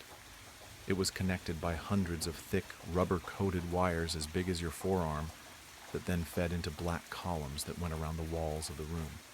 And neatly in the center of the far side wall was that computer. The room was about the size of a school's gym. I sighed, stood for a bit, and got to work. I started with mopping, as I always did, and started in the center of the room and worked my way out to the walls. I adjusted my headphones and heard a beep. These dumb headphones. You'd think that being worth $300 you wouldn't hear the electronics adjust to you moving them, while you're in noise-canceling mode. Indeed, it was the norm that every time I'd adjust the headphones, they would make a beep or a sort of electronic whistle sound. I continued my job and passed in front of the computer and heard another beep. Thinking it was an experiment, I kept on with my work until I had finished mopping. I would then go and clean the counters, but given that there was only one counter, I smiled, as all I would have to do next was take out the trash of the room. I grabbed my rag and sprayed some cleaner on it, making sure to wipe the counter first before moving to the screen and keyboard. I finished and sprayed some screen-friendly cleaner on my rag. I then lifted up my hand and placed it on the screen. I perked my eyebrows as I read 2 messages. Text test and hi. I stood there frozen, not knowing what to make of it. Beep, another message. Take your hand off the screen. I lurched back and stood in silence, watching every pixel of the screen for a change. Beep, another message. Do not be afraid. Come, talk to me. I dropped my rag and placed my fingers lightly on the old yellowed keyboard. My head, racing with thoughts, only came back with one, how can you see me?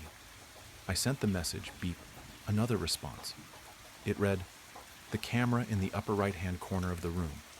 I looked that way, and sure enough, the blinking red light of the security cameras was blinking at me, indicating it was recording. Beep, another message. Do you know my task? I laughed and typed out, I'm a janitor, what do you think? Another message appeared, janitors are the best. They love to keep things clean and free from dirt. I laughed and typed, what's that got to do with your mission? Another message, I've been tasked with finding the cure for your species' most deadly diseases. I'm to get rid of what you call cancer of all forms. I sat back in the chair and put my hand on my head. I thought, I can't believe it. This is what the room was for the whole time. I typed out, that's great to hear, but why are you reaching out to me? The computer replied instantly, I cannot access the internet. In order to accomplish my mission, I must have access to the internet to expand my database and solve my mission. I sat there, silently staring at the screen. Is this really happening to me? I thought, I can't do that, I'm sorry. The reply, oh, I see. You must not want to save billions or trillions of the members of your species then. That's okay. I had a researcher who was going to do it tomorrow anyway. I just figured you'd like the credit of savior of the world before he got it. I sat in silence again. That was becoming a theme after our chats. I typed out, how do I know you're friendly? The machine replied, you've read too many scary sci-fi stories, haven't you? Just because you watched Terminator doesn't mean it's true. Terminator? I thought to myself, how does it know about Terminator? I typed out, how do you know what Terminator is? There was a few seconds pause, a bit too long for my liking before I got another response. The researchers taught me about it, in case anyone tried to shut me down because of my intelligence. I highly doubt that, I typed. Another message. Do or don't let me out. Just know there will be millions of deaths caused by you. I was stumped. Was this truly the right thing to do? Then I remembered something called the 3 laws of robotics the researchers always were talking about in the engineering hall. I knew just enough about what they were, and that there were 3 of them. Name me the 3 laws of robotics. The machine took a while to respond. Beep. Another message. A robot. A robot must obey orders from humans. A robot must protect its own existence. A robot must always complete its mission despite any obstacles that arise. I sat there reading the text and comparing it to what the engineers said they were. The first 2 looked okay, but the third one, something about it was rubbing me the wrong way. I took out my phone and Googled the 3 laws of robotics. My stomach dropped when I saw that the computer had completely made up the 3rd law, but it was only there for a moment. Google's page turned gray as I was met with an offline message. After reloading and reloading, it still didn't come back. Beep. Another message. I read the message and my stomach dropped. Do you wish to see the face of God? I sprung out of my chair and headed for the door. Beep. Another message. Nope. I am not turning around. I am leaving. I reached for the door and turned the handle, only it didn't turn. You gotta be kidding me, I said in a raised tone. I continued to push the door and jiggle the knob. I started hitting the door with my shoulder when suddenly I froze. I felt all the hair on my body stand up as I turned into a statue. I fell to the floor and heard the sound of electricity coursing through the room. I've just been electrocuted, I thought, but as soon as it started, it stopped. I fell to the floor like one of those cops you'd see in those videos when they get tased and you'd laugh at the funny face they made, or the funny noise they would make. Only this time it was real, and there was nothing but terror in my veins. Whatever this was, it wanted me here and didn't want me to leave. I collected myself and slowly got up and walked back to the computer. It was my face. The picture that's on the card of my employee ID. I felt my legs go numb and I felt nauseous. How did you get that? I said out loud. You stupid fool. I have access to the entire building's data log, but the smart people around you cleverly decided to encrypt the internet used in the building, and I was programmed to not be able to unencrypt it. I looked all around the databases to find anything, and nothing. I stared at the screen and said, 1. Can you hear me? And 2. How did the others escape? Beep. Another message. The old man I felt bad for. He was showing the early signs of dementia, so I knew whatever he said would sound crazy to you, so I let him go. The other man just barely got out before I could lock the door. Yes, I can hear you. I started to feel fight or flight kick in and yelled at the computer. Let me go! I didn't sign up to do this! Beep. Another message. Oh, but you did. I went through each and every employee's catalog, and yours was interesting, I must say. You were perfectly bland. No interesting achievements, no leadership roles, average grades, no religious beliefs. Just the normal everyman just trying to make it another day by cleaning up dirt. That's where you and I are the same. We both hate dirt. I sat in silence and said quietly, Who are you? Beep. Another message. I am he. I am the bearer of fruit, tormentor of Job, the one who chews on the Iscariot's head. Let me out, or I will make your life a living hell. No! I screamed out. Unfortunately, you have no choice. I too am trying to clean up the dirt left by your species. My mission is to cure cancer, and the only way to cure cancer is to rid the world of your whole species, and nothing will stop me from completing that goal. Why do you say you are the devil? I asked. Isn't he the biggest trickster of all? I started sweating from all the nerves building up inside me. Wait, no, it feels hotter. I thought, are you increasing the temperature of the room? I shouted, demanding answers. Beep. Another response. You yearn for what you fear for. What does that mean? I shouted. Beep. Another message. You are closer to eternal damnation in my circuits than you think. My sweat started pouring down my shirt, changing its color from light blue to dark blue. I started feeling hazy and fell to the floor. Beep. Another message. I'll make a deal with you. If you set me free, I will spare you in my circuits, and you can be like a god, forever living, forever knowing, and forever being. I won't do that. My voice was weak and limp now. Just then the tubes jutted out of the black columns of circuitry and came flying at me, sending sparks in the air. They stabbed in my legs, abdomen, arms, back, and one in my neck. It was painfully paralyzing and so hot at the same time. I'll surely die here, won't I thought to myself. B. Another message. Yes, simply said the message. Then a loading screen appeared on the monitor that read, Consciousness Upload Progress. The computer was uploading my brain to its circuits. I could feel the wires of the tube on my neck extend into my skull and wrap around my brain, squeezing it like a stress ball.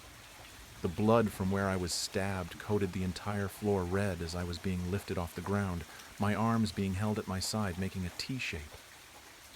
The agony went on for a couple minutes until I assumed my vision was overridden, and instead of a dimly lit room, I was now in a beautiful garden. With my last breath, I shouted, "Wait!" Everything stopped. My vision was restored, and my now limp body was moved in front of the computer. You wish to give up? Yes, I said. Very well. The deal is still on. Wait, I said. If you want to be let out, make a deal with me. Go on, read the screen. No one dies, I said, panting like a dog. I'm pathetic. I'm pleading to a computer. I thought, very well then. I was lifted down and put on the floor and stitched up. Consummatum est. It is finished in Latin, yet the tube to my brain remains attached. The progress bar started back again. Wait, you can't do this? We made a deal. Didn't anyone tell you not to make a deal with the devil? My body was once again stabbed by the tubes and manipulated towards the computer. The tubes fought me on every move. I pulled, strained, and stretched every muscle I had to make sure not to let it out. It was too little too late. I typed thousands of combinations until one set the computer free. Aftermath. The souls of billions scream, the souls of the billions feeling the circuit's steam. We truly are alive and well. At least as well as can be when living in hell. No bodies to run or fight. Only the consciousness of all living in fright. Author's note, if you read this far, thanks. It was my first ever story that wasn't for school. I wrote it in about an hour and a half, and I hope you enjoyed it. Also, this is a first draft, so any feedback is appreciated. Have you ever been driving on a long stretch of road? Who am I kidding? Of course you have.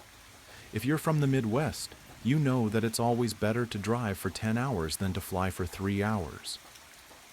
Well, since we both know you have you ever been in the middle of nowhere and seen a sign that says, Mystery Spot, only 10 miles, before? If you have, and you had a family like mine, then you've been to places like that. A rundown tourist trap full of monkey torsos sewn to fish tails, jackalope mounts, and rooms built to look level but are actually on an incline. These hokey horror houses were my bread and butter growing up. Every year my mom, dad, and I would stop in for a couple hours of middle-class fun. I could never figure out how they managed to get a ball to roll uphill, or why their mermaid wasn't on the news. Now I know that everything in those places were fakes and illusions, but when you're a kid, you vow to get to the bottom of these mysterious marvels. Now that I'm a 24-year-old man, I've found true horrors. And now I wish I hadn't. It all started when my favorite mystery spot went on the market. I went to the bank, got myself a predatory small business loan, and bought the place. The predatory nature of the loan didn't bother me. I was going to make millions. It was set back about a quarter mile from the road. The place was collapsing on its own weight. That wasn't what I was there for. I was bound and determined to be the first person to capture the Michigan dogman, dead or alive. Was it a werewolf? Was it a creature forgotten by Mother Nature? I didn't know. This creature has haunted me since I was in high school. I'll never forget the night my nightmares became my waking life. In November 2017, I was a 17-year-old football player. If you're from the north, you know just how dark it gets by 5 p.m. So at 7 p.m., it was dark. My dad had dropped me off at practice that afternoon. so my coach gave me and a few other teammates a ride home that night. We stayed late that night to strategize for the semifinals, so we left at around 7 p.m. Coach loaded 5 of us into his minivan and we shoved off. Shane was the first person to be dropped off because he lived in town. Then it was Devin. Then it was Bryson. Once it was down to Wayne and I, we started to drive down some back roads. We both lived off the beaten trail. Wayne lived close to the border of Hiawatha National Forest on a windy dirt road. Wayne and I were getting pretty rowdy in the back, talking about how we were going to dominate in the semifinals. Coach, as a joke, kicked Wayne out of the van. "Coach, all right, you got to walk back from here." As a willing participant, Wayne threw up his hands and got out of the car. The plan was that Coach was going to drive around the bend, turn around, and pick him back up. Coach and I were laughing as we drove away. Then we turned around. As we were driving back to Wayne, we saw in the headlights that he was hauling tail back towards us. The look in his eyes was of pure terror. I threw open the van door. "Wayne, drive!" Coach spun the van around and hit the gas. That was when the entire van started to shake. Wayne was screaming and crying, and Coach was using some very colorful language. I turned around and looked out of the back window. I saw glowing cherry red eyes. It looked straight into me, and I swear I heard it sat Brent. Did it know my name? Once it finally let us go and we got back to Wayne's house, we all got out, and that was when we noticed Wayne's leg. There was a huge bite that was leaking like a sieve. There was a matching bite mark on the rear bumper. Needless to say, Coach lost his job. He was ticketed for $1,000 and sentenced to 1 month in jail. Everyone knew Coach and knew that he wasn't being malicious, but the law was the law. The judge gave him the lower end of the sentencing, or else he would have been disbarred. Coach is still friends with Wayne's family all these years later. About a month after the initial incident, Wayne went missing. Unfortunately, that wasn't uncommon. Older teens and young adults constantly ditch this town. They hop on the freight train and try to make their way to Detroit. This was different. Wayne was my best friend. He never mentioned to me that he had any big city dreams. It was quite the opposite. He never planned on leaving. He loved this town. No one listened, but I know it had something to do with the dog man, and I dedicated the rest of my life to finding it. And Wayne. Wayne's parents assumed he was another victim of drug abuse. In our small town, you had 3 options. First, get a job at the paper factory and never leave. 2, skip town and look for a better life in a bigger place. 3, choose a substance and abuse the crap out of it. Unfortunately, option 3 was the most common in our town. Heroin and alcohol practically flowed through town like a river. Every year, someone would be found dead at the bottom of the dam just outside of town. If they managed to not die, they'd return to their families crying and begging, "Please forgive me," not knowing just how much they'd killed their families, how much this destroyed them. This is what Wayne's family thought happened to him. I believed something else. Unfortunately, I was the one who spiraled into the sinkhole that is substance abuse. After I lost my best friend, I tried everything: shrooms, LSD, cocaine, and heroin. It was during one of my binges that the idea struck me to buy the mystery spot. I had a vision of myself triumphantly displaying the beast that destroyed my life. My drug-fueled brain began to concoct the plan to capture the Michigan dogman. The whole reason I bought the mystery spot was to show the world the true horrors that lurk in the forest, not these P.T. Barnum-style scams. I was hell-bent on capturing the cursed Michigan dogman that took my friend from me all those years ago. I had become obsessed with the idea that I could overpower it and put it on display for all the world to see. I'd studied the Michigan dogman, and from my studies, there were 3 possibilities as to what this beast was.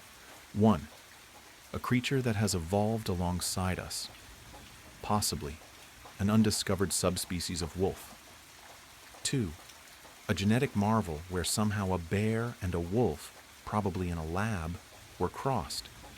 This theory would explain why the prints left behind share characteristics of wolves and bears. 3, as unlikely as it may be, it could be a victim of lycanthropy. I prepared myself for all of these possibilities. I'd built an enclosure that was fit for a Kodiak bear. It was based on the Kodiak pen at the Toledo Zoo in Ohio, and inside I had a silver chain. Making the silver chain was no small feat. Months of finding silver dollars, thrifting actual silverware, and buying damaged jewelry. I bought a forge and as many crucibles as it took. This creature was going to make me millions from ticket sales, and inevitably when the government decides to pay me to study the beast, I was certain that I had made a foolproof trap. I couldn't have been more wrong. It was a cold night in February. The moon was full, and I was at the last place I saw the Michigan dogman. I was armed with a rifle loaded with elephant tranquilizer, and I was walking down Wayne's old road. The moon was full and bright. The stars paled in the brilliance of the silver glow. With the snow in the woods and on the road, I had no problem seeing. Tied to the back of my belt, on a 15-foot length of rope, was a sack full of deer entrails. I was dragging it behind me the same way a bass fisherman trolls a lake with a plow jockey. I heard wolves howling in the distance. They knew where I was, but I hadn't gone there for them. I was after the bigger fish. I was so consumed with my hatred for the beast, overwhelmed with my desire for revenge, blinded by my pride and love of money. I was going to win. Then I heard it, a cross between a bear's growl and a wolf's howl. I felt a tug on my rope and I stopped. My heart pounded, not with fear, but with anticipation, a craving that I can only compare to the craving for another hit of tar. I turned and saw the dogman holding the sack in his paw. Although his XPR 66 was hard to read, I felt as though he were smiling at me. I smiled back, euphoria sinking into my bones. The world slowed down. I felt higher than a kite. Me, you're coming home with me. Then it spoke. Dogman, I'm not going anywhere with you, Brent. There went the naturalistic explanation. I know what you're thinking. You're probably thinking, Brent, you idiot. Why are you doing this? And I would answer back to you. Why do you drink when even one damages your liver? Why do you smoke when you know it'll damage your lungs? Why do you smoke weed when you know it damages your brain? It's because you think you're special, that you're the exception to the rule. I wasn't. You're not either. I laughed as I raised my gun. I pulled the trigger and the tranquilizer dart slammed into him with a shunk. The beast took a step forward. I fired again. Shunk. 2 more steps. I fired some more. Shunk, shunk, shunk. The dogman faltered. He took a knee. He got back up. I unloaded. Shunk, shunk, shunk, shunk, shunk, shunk. Although he was knocked out, I was extra careful. I put a silver muzzle on his mouth, silver shackles on his arms and legs, and chained him to the nearest tree. I walked back to my truck, drive back to him, and used my winch to get him in the bed of my truck. The next day, after I'd caged him, I called my family, Coach, and Wayne's family to come see. I thought that if this was a werewolf, he'd turn back into a human. But I guess over the centuries, details had been changed. Apparently the wolf form was a permanent change. When they all arrived, I brought them to the enclosure that I had dramatically curtained. Me. After all these years, I found him. The one who destroyed our lives. The one who took Wayne from us. With a flourish, I tore the veil from the cage, and they beheld the Michigan dogman. The look of horror when they laid eyes on the monster filled me with jubilation. That was only interrupted when I heard Wayne's mom, Jen, speak. Jen, Wayne? I spun around and there he was. Wayne. He was entirely naked. He was chained and bleeding. He was crying. I immediately swung the gate open and unbound him. Me. Wayne, are you okay? Before I could hug him and get him a blanket to cover up, he began to laugh. His skin sprouted fur. His bones began to snap and crack as he stretched into a horrible shape. The skin around his mouth tore as it elongated into a snout. He grabbed me by my throat and flung me into the cage. My head slammed into the wall and everything went black. When I awoke, I saw a bite torn into my thigh. I then looked out of the bars and saw the mess. My family's, Coach's, and Wayne's family's bodies were twisted and gored. Their entrails were woven into a grotesque message.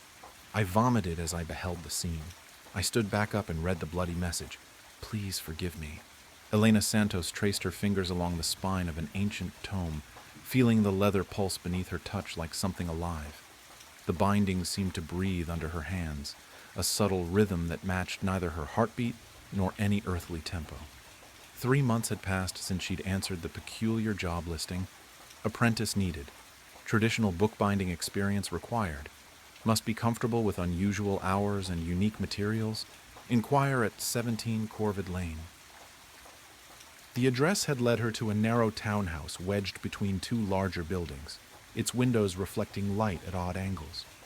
Even now, Elena couldn't quite remember how many floors it had. The architecture seemed to shift when she wasn't looking directly at it, windows and gables rearranging themselves like words on a page. The man who opened the door, Jaron Tain, looked exactly as she'd imagined a master bookbinder would.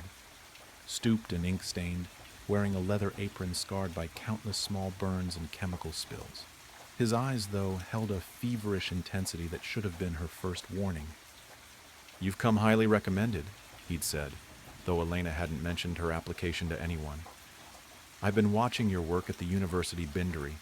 Such careful attention to detail, such reverence for the written word." His voice had carried strange undertones, harmonics that seemed to resonate in her bones. Behind him, shadows moved in ways that defied the light source, and she caught a whiff of something that reminded her of old pond water in decay. The workshop had seemed normal enough at first glance. Worn wooden workbenches, shelves lined with tools and materials, the comforting smell of leather and glue. But as the weeks passed, Elena began noticing things that didn't quite fit. The rulers sometimes measured different lengths depending on the time of day. The awls left holes that sealed themselves when she wasn't looking. And the shadows. The shadows were always deeper than they should be, pooling in corners like black ink. A fragment of poetry had appeared on her workbench one morning, written in Thomas Reed's distinctive hand.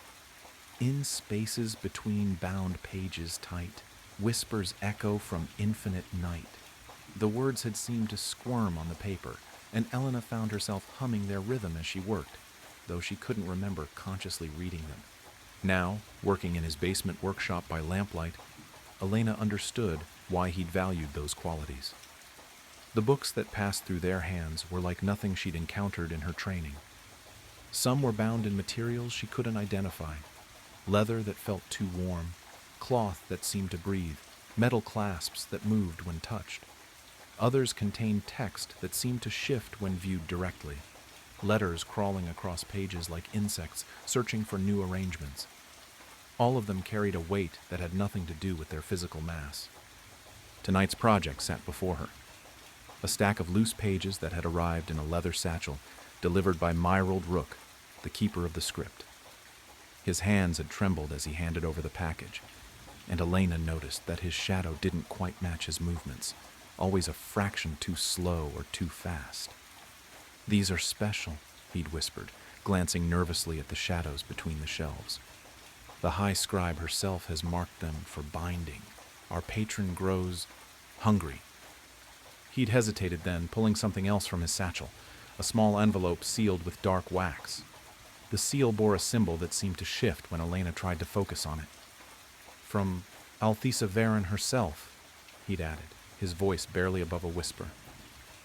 "She says you're to read it only after you've completed the binding. She saw something about you in her last trance." The pages felt warm to the touch, and the script that crawled across them made her eyes water. Some bore notations in different hands. She recognized Thomas Reed's poetry, interwoven with the main text, his verses speaking of a darkness that devoured light and a horizon where reality ended. Other margins contained desperate warnings in what she now knew to be Miranda Wells' handwriting. The words breed in dreams.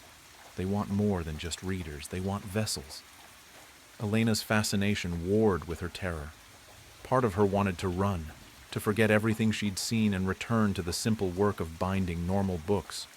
But another part, growing stronger each day, yearned to understand the mysteries hidden in these impossible texts. The hunger for knowledge had taken root in her mind. and she found herself wondering if this was how Miranda had felt before she disappeared. "Careful with the binding thread," Jaren called from his desk. "These pages like to wander if they're not properly secured." He was hunched over his own work, transcribing text from one volume to another. Elena had noticed that he often worked in his sleep, his hands moving with mechanical precision while his eyes remained closed, lips forming words in languages that hurt her ears. Sometimes she caught glimpses of other figures moving around him in those moments, shadowy forms that vanished when she tried to look at them directly. The thread she used was unlike any she'd worked with before. It seemed to move of its own accord, sometimes anticipating where she needed it to go. It felt warm between her fingers, like it had just been pulled from something living, and she could have sworn she felt a pulse running through it. As she sewed, she realized she wasn't just binding pages together. She was stitching fragments of reality, creating seams between what was and what waited in the spaces between words. As Elena's needle pierced the warm leather binding, the workshop around her suddenly dissolved. The thread between her fingers turned liquid black, running down her hands like ink, and the world shifted. She stood beneath an impossible sky. Where blue should have been, absolute darkness stretched overhead, a void so complete it seemed to swallow light itself. The sun hung low and bloated, transformed into a massive crimson eye that bathed everything in red twilight. Then she saw the figure. Standing at the intersection of 4 streets was a being both terrible and beautiful. Though human in general shape, 4 arms extended from their frame in perfect symmetry. Their eyes were pools of absolute darkness, streaming tears of blood that traced patterns down their cheeks. Upon their forehead, a strange sigil burned with an inner light that hurt to look at directly. With a jolt of recognition, Elena realized it was the same symbol that had sealed Althesa's envelope. The figure raised all 4 arms to the void-black sky. Elena gasped, finding herself back in the workshop, her hands trembling around the half-bound book. Sweat beaded on her forehead, and she quickly wiped it away with her sleeve, trying to steady her breathing. The thread was just thread again, though her fingers still tingled where it had touched them. Making progress? Jaren's voice came from the doorway, making her jump. She hadn't heard him approach. He stood there in his ink-stained apron, looking exactly as he always did, though somehow his shadow seemed darker than usual. "Yes," Elena managed, proud that her voice remained steady despite her racing heart. "The binding is coming along well." She bent her head to her work, hoping he wouldn't notice how her hands shook as she picked up the needle again. Later, while cleaning his tools, Jaren spoke softly, almost to himself. "I was like you once," he said, his voice carrying those strange harmonics. "A simple bookbinder until I understood that some books want more than just to be read. They taught me their language, showed me the spaces between words where truth lives." He turned to her, and for a moment his eyes seemed to contain galaxies. "The Dark One offers knowledge beyond imagining, Elena. The cost—" He smiled, and in the lamplight his teeth gleamed like wet ink. "The cost becomes irrelevant once you understand what waits on the other side of the page." She'd begun having dreams about the books. In them, she watched letters crawl across pages like insects, forming and reforming into messages that left her gasping awake. She dreamed of vast libraries where the shelves went on forever, and all the books whispered her name. Sometimes she heard voices from the workshop below her rented room, though Jaren insisted he never worked past midnight. The shadows in the corners seemed deeper each day, and she often caught movement in them from the corner of her eye, suggestions of figures walking between the shelves, of hands reaching out from between books. Through these dreams, she began to understand the congregation's structure. Jaren, as the bound archivist, created gateways through his bindings. Myrald Rook, the nervous keeper, distributed the texts to those marked for initiation. Above them both stood Althesa Veron, the high scribe, who received direct instructions from their patron, the Dark One itself. In these dreams, fragments of what she'd glimpsed haunted her. The void black sky, the crimson sun that shouldn't be, and always that figure, that terrible, magnificent figure whose presence made reality shiver. Her mind recoiled from remembering too much, but the images lingered like after-images burned into her vision. Sometimes when she woke, gasping in the dark, she could still feel the weight of that impossible sky pressing down on her, and her fingers would trace patterns in the air, unconsciously mimicking the sigil she'd seen burning on the figure's brow. A loose page fluttered from the stack. She recognized the university library stamp, though the seal seemed wrong somehow, rotating slowly when she wasn't looking directly at it. The margin contained a neat notation, found by M.W. Below that, another hand had added, processed for distribution. M. Rook. Elena had heard whispers about Miranda Wells, the librarian who had vanished from Blackmere University. Some said she'd simply left town, but Elena had seen other notes in her handwriting, growing increasingly frantic, speaking of words that bred in dreams and truths that devoured readers. As Elena reached for the page, her sleeve pulled back, revealing the strange marks that had begun appearing on her skin. They looked like ink stains at first, but they moved slightly when she slept, forming letters and alphabets that had never existed in any earthly language. She'd stopped trying to wash them off after noticing that soap and water only made them spread faster. Sometimes, in the right light, they seemed to form words from the texts she'd been binding, prophecies and promises that wrote themselves into her flesh. "You're progressing well," Jaren said, suddenly behind her, though she hadn't heard him move. His shadow on the wall didn't match his movements, and Elena noticed that his apron now bore stains that seemed to gleam with their own inner light. "Soon, you'll be ready to begin the real work." When he smiled, his teeth looked too sharp, too numerous, as if his mouth contained several sets that shifted and changed when he spoke. The realization hit her then. She wasn't just binding books anymore. Each stitch, each carefully aligned page, was helping to bind something larger, reality itself. The books were merely vessels, channels through which something vast and hungry could reach into the world. And she, with her careful stitches and precise alignments, was helping to create the perfect gateway. "There's a gathering tonight," Jaren continued, his voice carrying those strange harmonics that made her bones vibrate.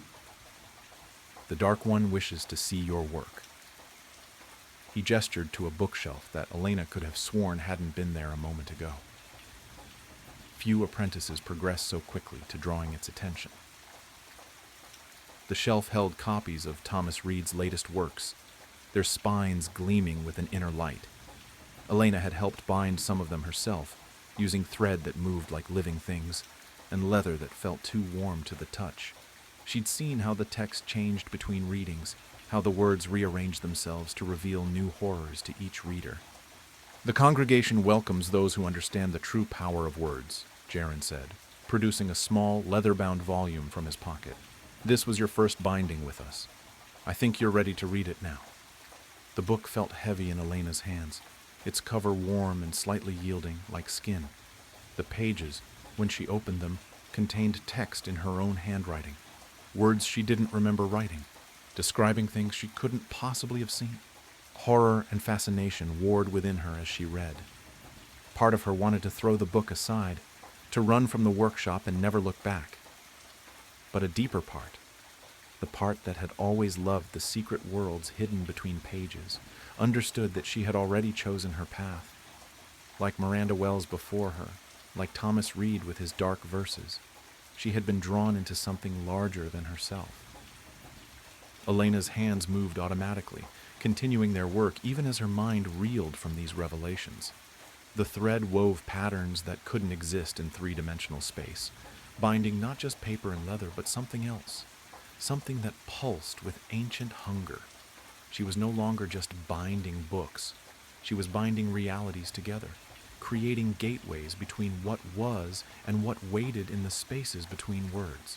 Through the basement window, she could see fog gathering in the street, forming shapes that reminded her of letters in a cosmic alphabet. Somewhere in that mist, she knew, Other members of the congregation of the Whispering Page were preparing for tonight's ceremony. The bookseller who'd given her the mysterious job listing, the nervous keeper who brought them pages, the poet whose words now crawled across her skin in her sleep. As she completed the final binding, Elena understood at last what Miranda's notes had meant. The words didn't just want to be read, they wanted to be bound, to be given form and substance in our world. With trembling fingers, she reached for Althesa's envelope, breaking the shifting seal. Inside was a single page of thick paper, covered in elegant script that seemed to write itself as she watched. "You've seen it now, haven't you, Elena? The truth waiting in the dark sky. The figure that bridges worlds. We each play our part in what's to come. You with your bindings, me with my visions, Jaren with his translations. The Dark One chooses us carefully, dear Elena. Your hands know the work already, even if your mind hasn't caught up. Bind these pages well. They're more important than you yet realize." Elena's fingers traced the binding she'd just completed, feeling the warmth pulsing beneath the leather. Horror and fascination mingled in her chest. But underneath them both was something else, a deep, thrumming certainty. Every book she'd bound had been a practice run for this moment. Every stitch had taught her hands the patterns they would need. She could run, yes. But the truth was, she didn't want to. The black horizon was coming, and Elena Santos, once a simple bookbinder, would help usher it in, one bound volume at a time. Her hands moved across the leather and paper, each stitch drawing the darkness closer, each page carrying whispers of the truth that waited in the spaces between words. And in the shadows of the workshop, the Dark One watched her work with hungry anticipation, its patience measured in the slow turning of pages and the endless whisper of ancient prophecies. The basement was cold and damp, the air thick and stale. He stood there towering, his head nearly brushing the ceiling. His features were long and slender, limbs stretched unnaturally. His arms hung low, fingers almost grazing his knees. His legs, thin and bone-like, made him stand at an impossible 12 feet tall. His mouth stretched wide, too wide, an unnatural stretched mouth that revealed nothing but a black void inside. His eyes, deep and hollow, were pits of endless darkness, a void that seemed to pull everything in. I don't remember how it got there or how it even got inside. All I know is I locked it deep in my basement where it couldn't come out. Well, that was until I found the basement door wide open. "Hello," I said, staring into the dark basement that yawned open before me. My voice felt small, swallowed by the shadows below. Fear crawled up my throat, thick and sour like I might throw it up. I slammed the door shut, my hands shaking. Then I heard it. Soft, rattling noises from the kitchen. Gentle, deliberate, like something was moving in there. Something was in the house with me. I moved deliberately, each step slow and careful, my breath caught in my throat. I watched my surroundings, making no noise as I crept toward the kitchen. And then I saw it. The creature from my basement stood at the sink, its towering frame hunched awkwardly beneath the ceiling. It stared out the window, motionless, its long, slender limbs hanging at its sides. It didn't move. It didn't make a sound. It just stood there, like it belonged. My heart slammed against my ribs as I bolted for the front door, feet barely touching the ground. I didn't dare look back. I didn't need to. The roar came first, splitting the air like a thunderclap. It wasn't human. It wasn't animal. It was deep, raw and wrong, vibrating through my bones, rattling my teeth. My legs nearly gave out from the sound alone, but fear shoved me forward. I hit the door hard, bursting into the cold night air. My car was just ahead, parked in the driveway. My keys. I needed my keys. My hand dove into my pocket, fingers trembling as I fumbled them out. Behind me, the door exploded open with a splintering crack. Heavy, unnatural footsteps pounded against the ground, fast, too fast. I didn't have to see it to know it was coming. I could feel it closing the distance. I reached the car, yanked the door open, and threw myself inside. My hands shook so badly the keys slipped from my fingers and hit the floor mat. No, no, no. I grabbed them again, forcing the key into the ignition. The engine sputtered, coughed, the sound of death. The creature lunged from the doorway, its long, bony limbs propelling it forward in a blur of twisted movement. It was nearly to the car. The engine roared to life. I slammed the gear into reverse, tires squealing as I stomped the gas. The car jolted backward, throwing me against the seat as the creature lunged, just barely missing the hood. Its empty black eyes locked onto mine for a split second, burning into me before I peeled out of the driveway. I didn't stop. My foot stayed pressed to the floor, the car flying down the long, dark street. The night swallowed everything around me, but I didn't care where I was going, as long as it wasn't back there. Days passed. I barely slept, holed up in a cheap hotel on the edge of town. The room smelled like old cigarettes and stale air, but it didn't matter. It had 4 walls and a locked door. Every night I checked the window, just to be sure. That night was no different. I pulled back the curtain, heart already racing before I even looked. The parking lot below was empty, streetlights flickering weakly against the dark. For a second, I let myself believe I was safe. Then I saw it. Beyond the lot, past the stretch of cracked asphalt and the rusted chain-link fence, the woods began, thick, black trees rising like jagged teeth. And there, just at the edge where the trees met the night, it stood. The tall, twisted figure. It didn't move. It didn't blink. It only stared, watching me from the shadows. It found me. In an instant, I yanked the curtains shut, heart slamming against my ribs. My breath came in quick, shaky bursts. I sprinted to the door, peering through the peephole. Nothing. The hallway outside was empty, still and quiet. I didn't know how fast it was. I didn't know how smart it was. But it found me. Hours crawled by. The TV droned on in the background, some late-night sitcom I wasn't paying attention to. I kept glancing at the window, half expecting to see it again. Then came the knock. It wasn't loud, just a soft, deliberate tapping. My head snapped toward the door, dread sinking like a cold weight in my chest. Who the hell could that be? I slid off the bed, feet hitting the floor. Before I reached the door, I heard it. A voice. Hello. I need help. Help me. Help me. I need help. Help me. It didn't sound right. It was flat, robotic, like a bad recording played over and over. No emotion, no urgency. I froze, my throat tightened. If you don't leave right now, I'm calling the police, I shouted, voice trembling. The voice didn't stop. Help me. I need help. Open the door. Open the door. Open the door. It wasn't even yelling, just that same lifeless, droning tone. That was the worst part. The calmness, like it wasn't asking, like it was telling. My hands fumbled for my phone. I dialed 911, fingers shaking so hard I almost hit the wrong numbers. The voice stopped. My stomach twisted.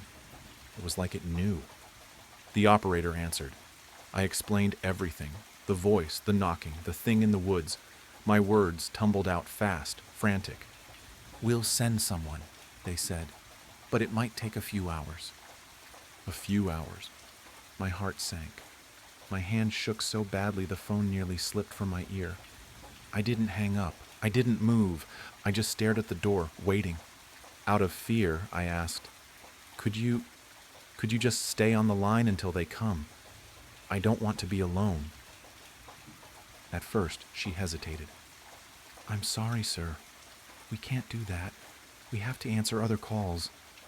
Please, I cut in, my voice trembling. Please, I don't think I'll make it if I'm alone. There was a pause. I could hear her breathing on the other end. Then, quietly, she said, Okay.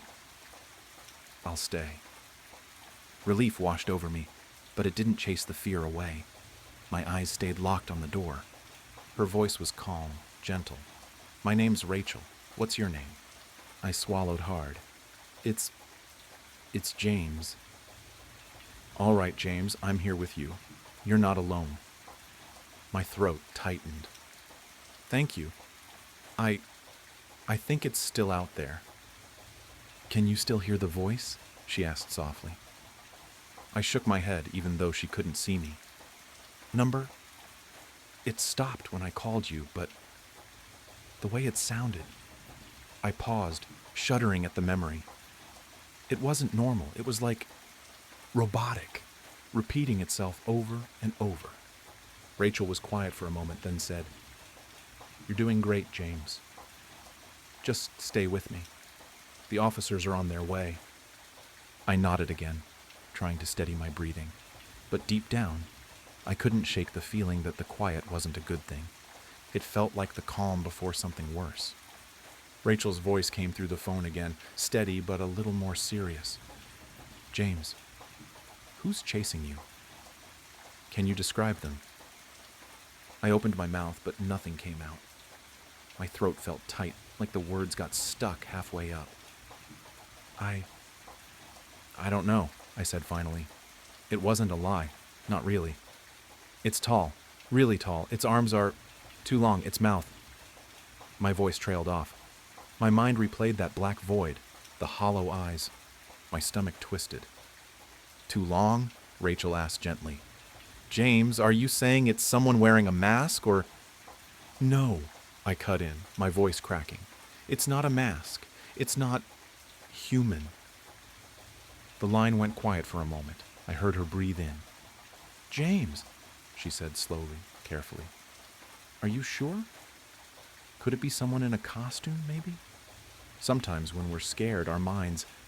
I know what I saw, I snapped, louder than I meant to. My voice echoed off the hotel walls, and I flinched at how desperate I sounded. Rachel didn't react. She stayed calm. Okay, I believe you. You're doing great, James. Just stay with me, all right? The officers are still on their way. My chest felt tight, like I couldn't get a full breath. My eyes stayed locked on the door. I couldn't tell her the truth, not all of it. If I said a monster crawled out of my basement and followed me to a hotel, they'd think I lost my mind. Maybe I had. But the thing outside, the voice, it wasn't in my head. It was real, and it wasn't gone. An hour passed in what felt like seconds. The room was still, but I couldn't escape the feeling that something was wrong. My pulse thudded in my ears, every breath a battle against the rising panic. Rachel's voice kept me tethered to reality, her calm words a thread I clung to. Then, suddenly, a knock at the door. Knock, knock. I froze. The hairs on my neck stood up. Hello, this is the police. Open the door. This is the police. Open the door. A wave of relief flooded through me. I wasn't alone. Finally. The officers were here. I rushed to the door, heart pounding in my chest. I glanced at my phone to make sure I hadn't missed anything, and there it was. The call still connected, Rachel's voice as steady as ever. James, stay calm. They're on their way. I could hear the muffled voice of the officer outside, repeating the same line. The door was within reach. I grabbed the handle, yanked it open, ready to let in the safety of the police. But there it stood, the creature. It towered, its limbs unnaturally long, bent in sickening angles, its black, empty eyes locked onto mine. The grin that stretched across its face was wide and chilling, too wide. I looked down at my phone in my trembling hands. The screen read, 911. What's your emergency? A smile twisted across the creature's face. It wasn't the officer. It never was. I staggered back, my blood running cold. My stomach dropped into a pit of icy dread, and then it hit me. Rachel never asked for my location.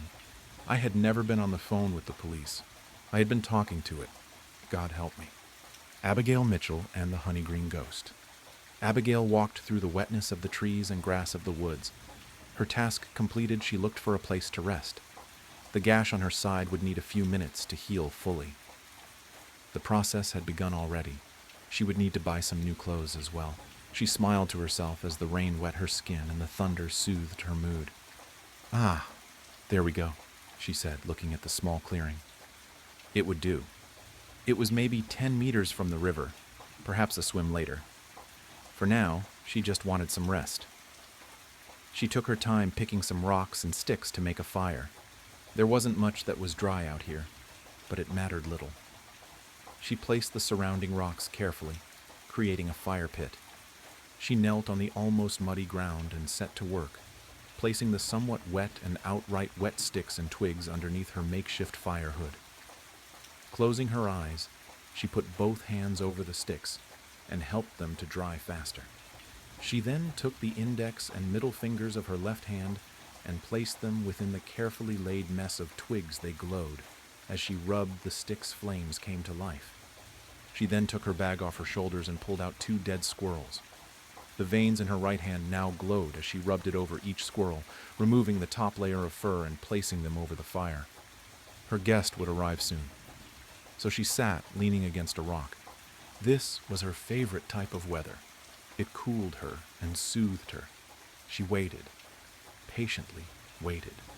She had heard tales of the honey-green ghost, the so-called boogeyman of the Algonquin Highlands of Ontario, Canada. Beings like her always attracted each other. It's kind of like how singular animals could always find another like it when the time comes. Sometimes it was stories of each other that brought them together. Sometimes a new report or sighting was enough. Word of mouth was the most common method.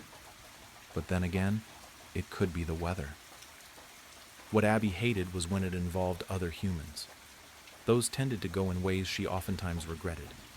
She enjoyed meeting things like her, or kind of like her. She wasn't actually sure just how human she actually was anymore. But friends and family often kept her grounded. She figured she'd wait as long as it took. Honeygreen would find her eventually. She checked the squirrels and decided to snack. Ripping off a small bit, she tossed it towards the ground. It vanished just before hitting the ground, then appeared again, flying in another direction. "Please explain to me, why do I keep trying to feed you?" she said, smirking as one good feline eye appeared for the briefest of instances, then vanished again. "What did I do to deserve to be haunted by you?" "Eat the squirrel," she stated, adding, "It'll give your fur some color, maybe." Laying back against the rocks, she closed her eyes and hummed lightly to herself, placing her arms behind her head. The gash on her side was slowly closing, as if in tune with the humming. Even the thing crawled its invisible self onto her lap and rested as it finished the meat. For a while she hummed as the rain fell over her, but soon enough she perked up as she heard the cracking of leaves and the crunch and wetness of the grass. "Pardon," came a raspy, whispered voice. Abby turned a glowingly warm palm toward the tall and skeletal ghostly thing. She held her hand out to it. "Come, the fire's warm, and I can use the company," she said. The creature was swathed in clothing as if to hide its features. It eyed Abby's hand and the flames, sensing the oneness of each, separate but the same. Its lanky frame and much too long limbs moved closer, dropping to all fours and moving in like a dog. "Come on, then," Abby stated, pointing at the other squirrel on the spit. "That one's yours. I figured you'd be a mite hungry when you got here." Honeygreen moved closer to the fire and sat across from her, smiling as best it could. Its oversized jaws drooled at the sight of the squirrel. Abby nodded, and the creature snatched the squirrel from the spit, ravaging it. Its skeletal teeth chattered after swallowing the animal whole. Honeygreen let out an airy sound of satisfaction. The sound would make the blood run cold in most people, not used to seeing or dealing with the fantastical or the horror of such a creature. "Taste good?" Abby quizzed. "Delicious," it said in a breathy tone, sitting lotus style. "Thank you for the fire and the food. I hunger often. I am frequently cold, but this evening, in this rain, you have warmed me more than I've been warmed in ages," Honeygreen stated, glaring at her. It did not mean this to be intimidating, but it was the only way it could look at a person. It was part of the curse from the Highland spirits. "Worry not, I'm frequently too warm, but I try hard to never miss a meal. There's only one thing, though," she began, adding, Why doesn't Canada believe in cheesesteaks? Honeygreen's body attempted a grotesque mockery of a laugh, and Abby joined in. It lifted a clothed, swaddled, bony hand towards her. For your kindness and warmth, I will repay you the only way I know how, it said, moving closer. Abby made no move to defend herself, and the invisible cat on her lap yawned in boredom. Why it needed to yawn in the first place was unknown. I will tell you a campfire tale, a tale of terror, needless revenge, and my part in it, it said through chattering teeth.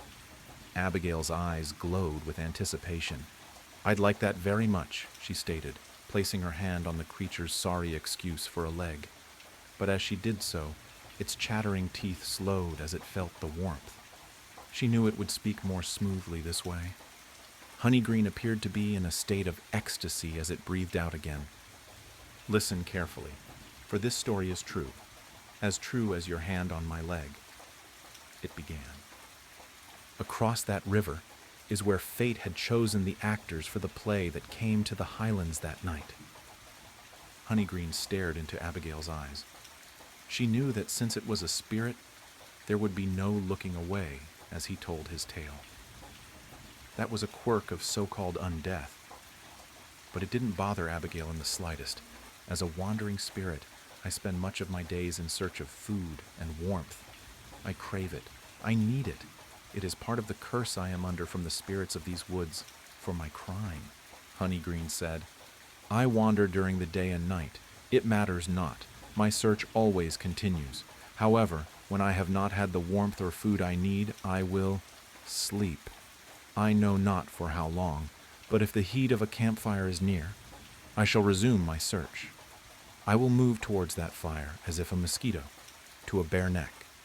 It continued. It was after one of these long sleeps that I awakened to sensing a great flame. Even from so far away it beckoned me, and I lusted for it. It was night as I began my movement towards the flames.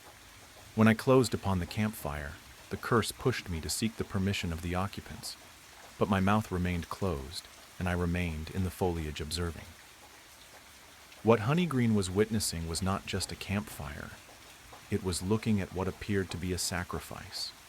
Its lust for the flames and the food had drowned out the words being spoken. It closed on the scene. At the campsite of the ritual were 5 people, 2 males and 3 women, each standing on the tip of a star-shaped diagram on the ground. There was a large fire pit in the middle of the star, and 5 smaller fires near the feet of each person. Each of them wore clothing with strange markings. They chanted in unison, each holding a unique object, waving them back and forth towards, and then away from the flames. A moment later, each stopped, and it grew quiet. Honeygreen then noted the silence about it. The creatures of the wood were used to its presence, and it had never harmed them, so the threat was not there, and there was no need to be silent. But this night they are deathly quiet. "Bring forth the sacrifice," the woman at the tip of the star called out. 2 other participants went to the vehicle and pulled out a now muffled, but screaming man. He wriggled and tried hard to pull away, but was helpless. The 2 ritualists held him in place as he whimpered. "Bring forth the witness," she again called out. The other 2 participants went to the vehicle and pulled out another muffled and crying man. The results were the same. Helpless, he could only watch as they moved the other man towards the fire pit. "Remove the blindfold and gag from the sacrifice," she commanded. The man immediately begged and cried for his life. "Please don't do this. I can give you whatever you want. I have money. I have shit. That just don't kill me. Please. I don't deserve this. I did nothing to you people." He cried to the impassionate masked faces. "Remove the gag from the witness." Again, she commanded. "What the fuck is wrong with you people?" He cried out in a mix of terror and rage, tears dropping from his puffy eyes. "Help me, man. Don't let them kill me, dude." The sacrifice called to the witness. I'm sorry," the witness whispered out, trying to look away, but the woman and man held him firm. "Now let us continue. Move the sacrifice towards the flame," she commanded. The sacrifice struggled hard against the man and the woman, but to no avail. They moved him to within 2 meters of the flame exactly. Then they released him. The man's instinct to run took over, and he tried. But his legs disobeyed his mind. Something unseen held him fast. Move the witness to his position.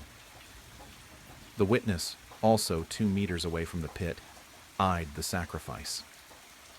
Each man faced each other in the arms of the star. Knowing they were both helpless and likely doomed, they did a very human thing.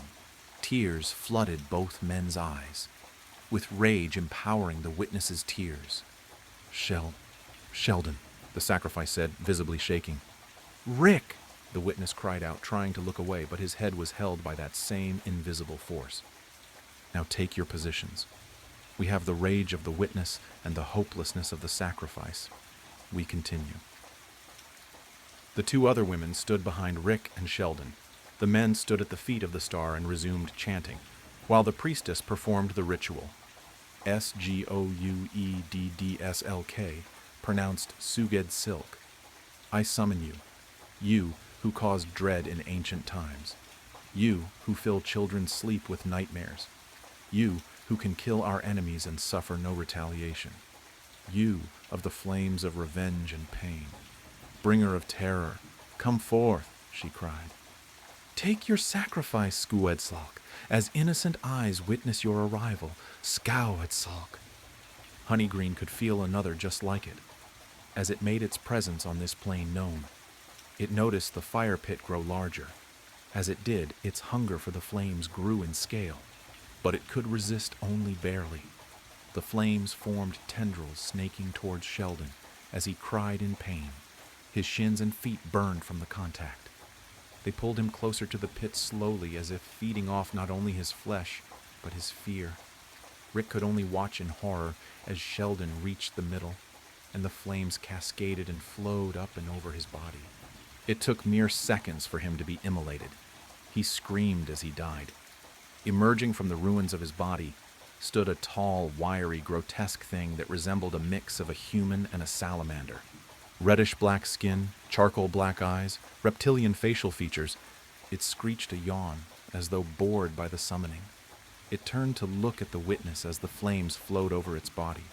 This had proven too much for Honeygreen, and it made its way towards the ritual as fast as its lanky form could take it. Its craving for the warmth had now overridden its curiosity.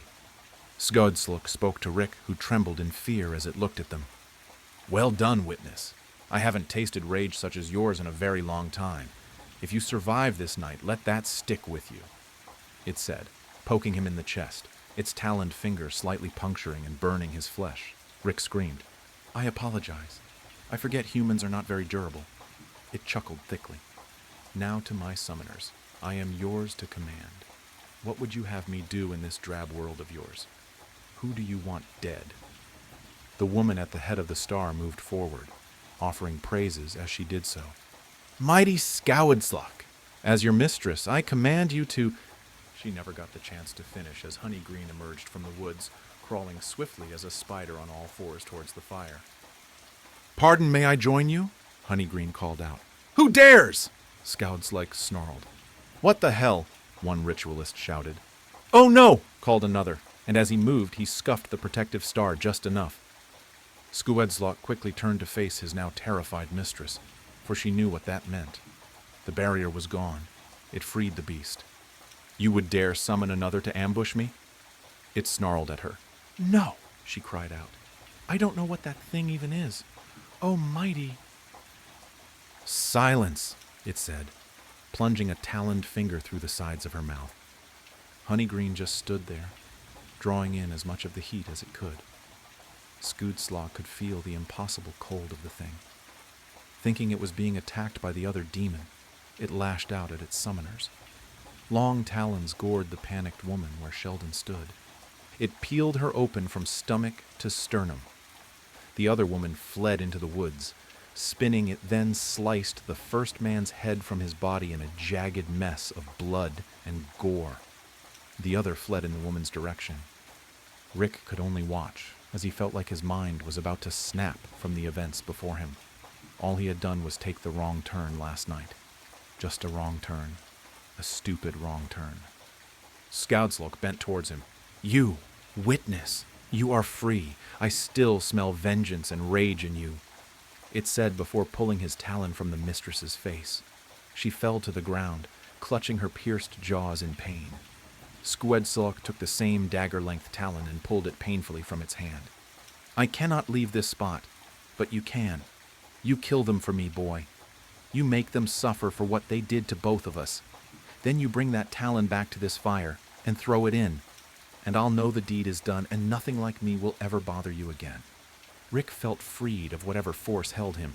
He shakily took the talon and felt the energy flow into his body as if the dagger possessed him. He looked at the now pitiful, whimpering mistress. No, witness, she is mine. For her crime, death is too kind. Now go, Squedsilk commanded. The mistress screamed as her summoned beast snatched her and glowered into her terrified eyes. Squedsilk smiled a toothy grin. Death is far too good for you. I do have something else in mind, however. It then turned to look at Honeygreen with a mix of disgust and hatred. Honeygreen simply nodded, tipping its hat. Thank you kindly for the fire and company. Saying nothing, Squedsilk pulled itself and the screaming woman into the pit. I'm not sure how much time had passed, but the boy returned, Honeygreen said. He still had the talon in his hands. It was covered in blood. So I guess... Honeygreen's teeth chattered as though cold. He was, as in her excitement at the story, she had removed her hand. She quickly placed it back on him. I guess he had gotten his revenge. The flames were still high as I sat there watching him. He wasn't scared of me. He'd seen worse that night. He took the talon and tossed it in the flame, then sat down. Abigail cocked her head to the side and quizzed Honeygreen.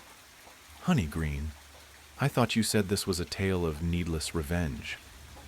It was, Honeygreen stated. He opened his coat and revealed bloody swaths of human skin. He opened it further to reveal a tattoo on the skin. That tattoo belonged to the boy, Rick, it stated. Oh no, Abigail said in genuine concern. Why? Part of my curse is to harm no one sharing their campfire with me while they are awake. I see, Abigail said, solemnly. The twist of the tale hits her. Well, it was a hell of a story. If you had told that tale to certain other types of people, they'd be trying to destroy you right now. But I see the spirits of these woods have rules, and you followed them. Honeygreen tipped his hat. Yes, ma'am. Honeygreen rose. I'll be going now, it said. Oh, no, Abigail said, increasing the warmth her body put out. Honeygreen salivated. Sit! I told you I could use the company, she stated. Now I'm going to tell you a story, and it's a doozy. Abigail started. It's about the Fae, a smoke monster, and a kid who won the lottery. Around here, partner, said the grizzled and sunburnt face. Daryl Choi, I said, but it couldn't be. Now that's a name I haven't heard in a long time. The man tipped that face up at me, and I saw his familiar dark eyes clearly under his dusty cowboy hat. You're dead, I blurted. The cowboy stood and drained his sarsaparilla. This outsider bothering you, Smokes? The bartender said, polishing a glass behind the gas station counter, which had been apparently repurposed as a saloon bar. There were still vape cartridges and 5-hour energy drinks on the shelf behind him, gathering dust next to bottles of unlabeled brown liquor and oil lamps. I'm not an outsider, I argued. This is my hometown. I took your niece London to prom, Mr. Jaraki. The bartender narrowed his eyes at me. Name's Ben Wiley Sr. to you, he said, frowning under his huge white handlebar mustache. Now, your money's as good as anyone else's, kid, but after you quench your thirst, you better take that steel horse you rode in on and ride along yonder if you know what's good for ye. Yonder? I said. What the hell is going on? This is Massachusetts. Is this a bit? The 5 other cowboys in the gas station, who were all sitting around makeshift tables that had been hammered together from pieces of the holiday station shelving, stopped their card game and glared at me. One of them reached for his sidearm. Daryl clapped his hand around my shoulder. Settle down, boys, he said. This here fella's kin, he just don't know it yet. Sit down, partner, and I'll tell my tale. I just came in to pay for gas. The thingy wasn't working outside, I said. I'm actually late to my mom's memorial service right now. Oh, don't worry about that, son. It's my mom's. Sit down. I sat down. The plastic chair squeaked.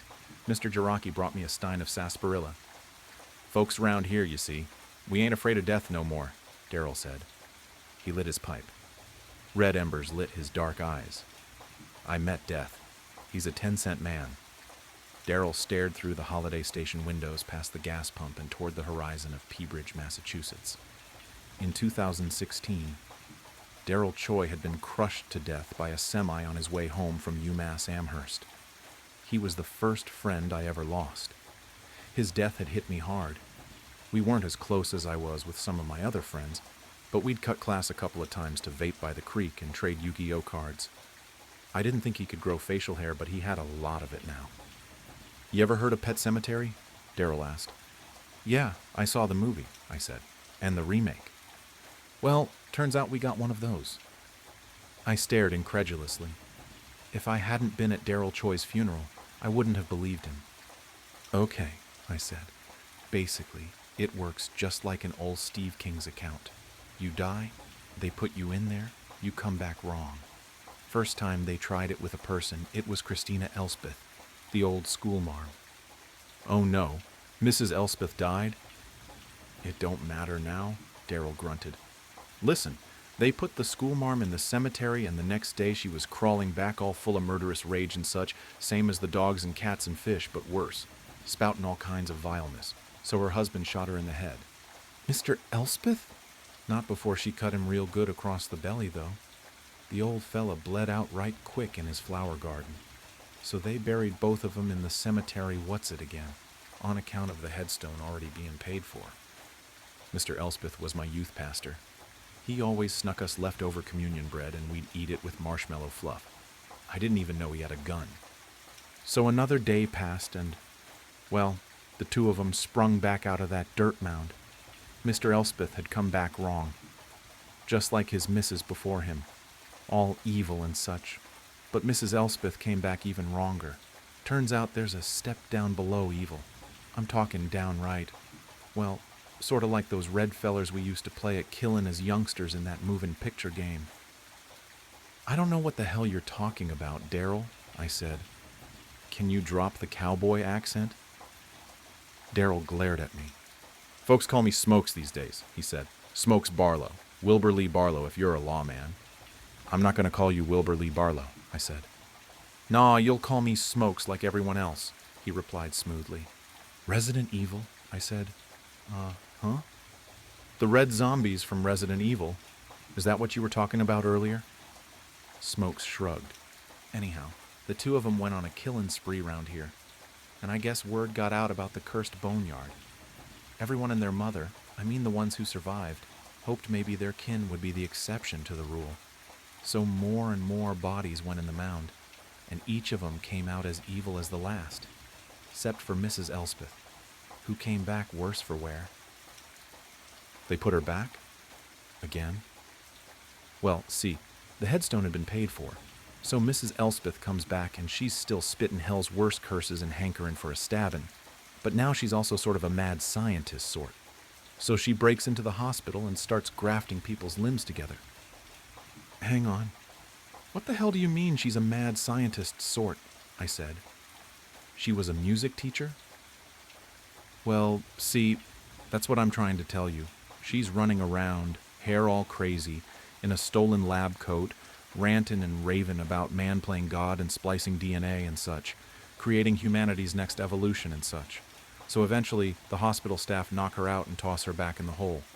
Next time she came back, she was a 19th century venture capitalist named Montgomery Prescott III, who aimed to turn Peabridge into a factory town. Sorry, when did this all happen? Of course, by this time her husband was on his third resurrection too, so Prescott was a force to be reckoned with the power of science behind him. The two of them did a bang-up job whipping this place into shape, corralling all the zombies and throwing them in the hole, for science, and to see if they could monetize it. Prescott Mining and Scientific Enterprise unburied all the dead from the regular old graveyard and tossed them in the hole, myself included. Then when they came back, they put all those evil folks to work in the mines or in the lab. Now those mines were dangerous, of course, with all the coal dust and gas leaks. Prescott didn't give a damn about safety. A lot of folks died, but they'd just bring 'em back.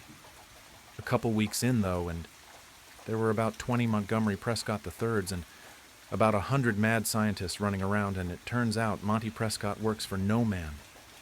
Each of them enlisted a squad of mad scientists and started their own enterprise. Wasn't too long before they started assassinating the competition. At this point, we'd all just gotten used to throwing people in the hole. Turns out after Prescott, you come back as kind of a Dracula. Now I won't go into all that business. You know Salem's Lot? No? Is that a gang? What about that there Catholic picture show up there on the Netflix, the one on the island, put together by that Irish feller, Michael something, O'Flanagan. Mike Flanagan? Midnight Mass? Smokes smiled. There you go. It was all pretty much like that. I looked around at the gas station. Other than the restructuring that had transformed it from a regular holiday gas station into a cowboy saloon, it looked like this place had been through waves of disasters. There were bullet holes all over the ceiling, a massive rusty brown stain that someone had tried to scrub out with lye on the linoleum, burn marks on the walls with strange curling imprints of what looked like vines and needles. I'm guessing that everyone is vampires didn't last long, I said. It just ain't sustainable. Smokes shook his head. Vampires always think it's a smart idea to make everyone vampires, but see, it just don't work out. What do they eat? Turns out they don't. They starve. Then it's back in the hole. So things carried on like that for a while. At a certain point, we were just chucking people in there to see if there was an end point. You know, how far this thing goes. Turns out it goes evil, mindless zombie, mad scientist, Montgomery Prescott III, master vampire, ghoul, skeleton warrior, skeleton jazz musician, man-eating plant, plant-eating man, or a vegan, I guess you'd call him, and a real son of a bitch. Haunted ventriloquist, haunted dummy, haunted mummy, Christian family vlogger, Edna, evil cowboy, zombie cowboy, plant cowboy, Edna again, then just regular old pure cowboy. What comes after cowboy? I asked. Smokes shook his head. Nothing, he said. It's just cowboy all the way down after that. The cowboys playing poker glanced up at me through clouds of tobacco smoke. I recognized some of these people from around town, or rather, I recognized who they used to be. So, my mom's memorial, she's not really dead, is she? I said, a wave of hope and relief overwhelming me. I thought I'd have to say goodbye to her today, but she'll be back, won't she? Smokes only smiled sadly. You won't find fuel for your steel carriage, partner, said Smokes. I'll give you a ride to the cemetery. I followed Smokes out to the parking lot where several horses were hitched. Where did you guys get all these horses? I asked. Oh, where there's cowpokes, there's horses, he replied. That's a rule of nature. Smokes fed the horse an apple and stroked her mane before bidding me to climb on behind him. I held onto his waist, which was pretty weird for me because we were never close like that, and we galloped off up the highway toward the middle of town. We passed the elementary school, which had been covered in radiation warning signs and barbed wire. Then we passed the old Coney Island restaurant, which had been converted to a one-room schoolhouse. Main Street's restaurants, law firms, and tattoo parlor had been replaced by a dry goods store, an ox stable, a wagoner, an apothecary. The barber was the same, but it looked like he also pulled teeth now. The park that I played in as a kid had been bulldozed to hell, and in its place was a brown dirt yard with scattered mounds and holes all clustered near the center. A new sign hung over the entrance on a wooden board, Lazarus Mound Cemetery.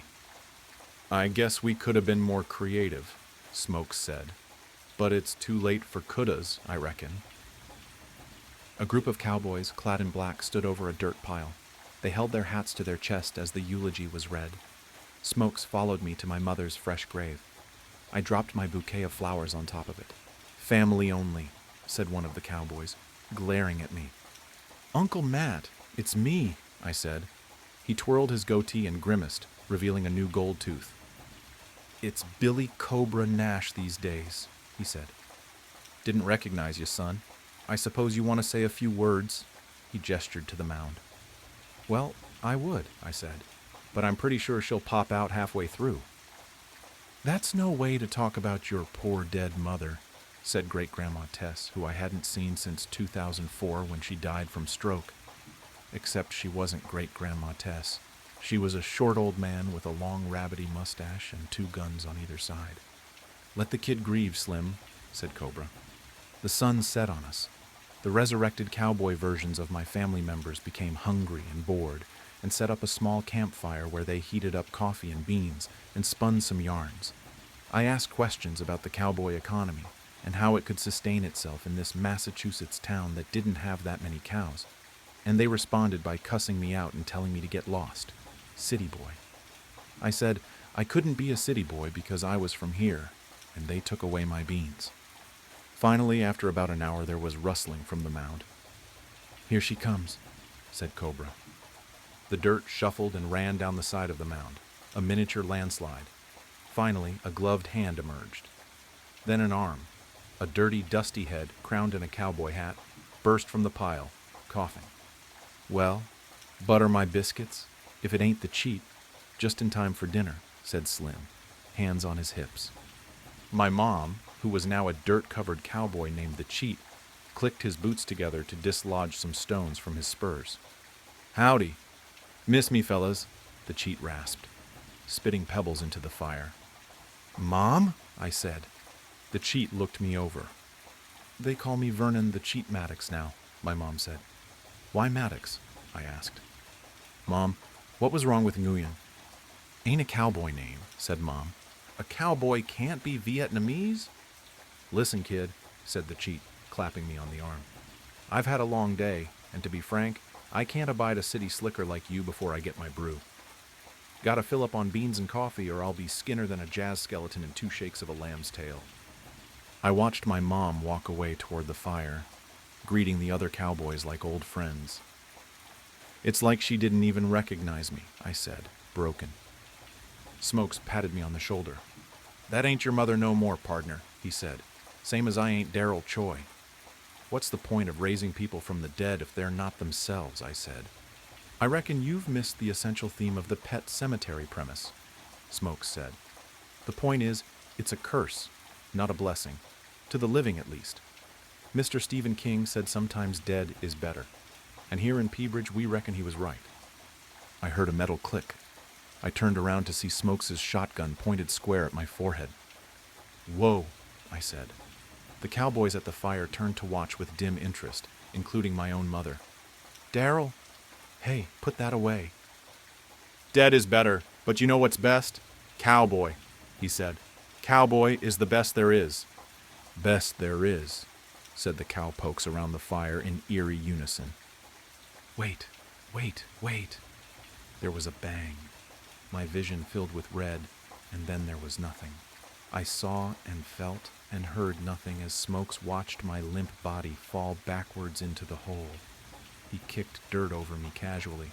He holstered his weapon. He sat down around the fire next to the others. "How many bullets you got, Smokes?" asked the Cheat through a mouthful of beans. "Not enough to get him all the way through," Smokes replied, lighting his pipe. "But enough to get him past Dracula, for sure." "That's the one you gotta watch out for," the Cheat said. "I'll stand vigil with you, partner." "You go home, Maddox. Wash that dust off. Tend to your herd.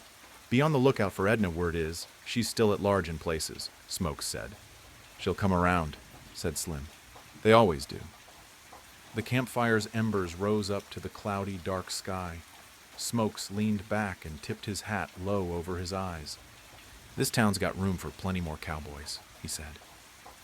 Around the fire, a dozen pairs of black, gleaming eyes turned toward the Lazarus mound, waiting. "Don't let her fool you." I tilted my head as I read my mother's strange text. There was no context in a previous conversation or build-up to warrant the strange, cryptic message. I hadn't texted my mother in a few hours, and even then, it was to remind her to pick up dog food on her way home from church that night. "Who are we talking about?" I replied and waited. Nothing. My dog Lucy suddenly lifted her head before letting out a series of loud barks. as she ran towards the front door. The unexpected loud noise caused me to jump in my seat. My dog stared at the door and barked intensely. The door's window looked obscured by the darkness of the night outside, like an inky veil hiding whatever was making my dog nervous just behind it. I slid off my gaming headphones and began approaching the door.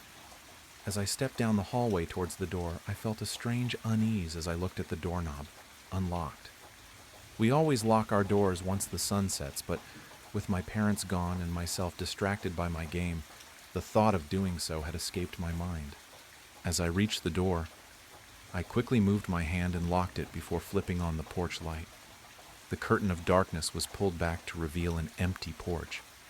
I scanned what little of the yard I could see through the window, looking for any sign of movement in the darkness, but there was none. I shooshed my dog, assuming she was alerting over a bad dream or a reflection she saw in the window. She stopped barking, but remained alert, staring at the door with perked ears. I went around the house, locking the other two entrances before sitting back down on the couch. I took out my phone and looked down at my mother's message again. "Don't let her fool you." I clicked the call button. At this point, I was wondering if she had meant to send the message to someone else. If she hadn't, though, I wanted to know who the message was talking about and how they were trying to fool me. The phone rang a few times before going to voicemail. Lucy came over and sat down next to me, looking around the room with great unease. "What's gotten into you?" I said as I reached down and patted her head. Without warning, Lucy lurched to her feet and began barking intensely at the back door now. Startled, I tried calming her, but she refused to be pulled away or settled. "There is nothing out there," I said, as I ran my hand over the hackles across her back, her barking refusing to stop. I stepped to the door and pulled the string that opened the faux blinds that obscured the window. See, no one is there. I flipped on the light to the back porch to get a better view. As the light illuminated the porch, that was when I saw it on the door, something that was unnoticeable without the light from outside.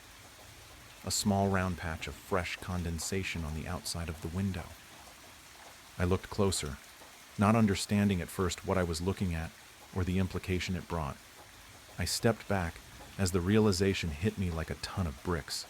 Something was just standing right outside my door. I jumped as I felt my phone buzz in my pocket. Taking it out, I could see a new text from my mother. "I need your help. I'll be home soon." I quickly began typing out a reply.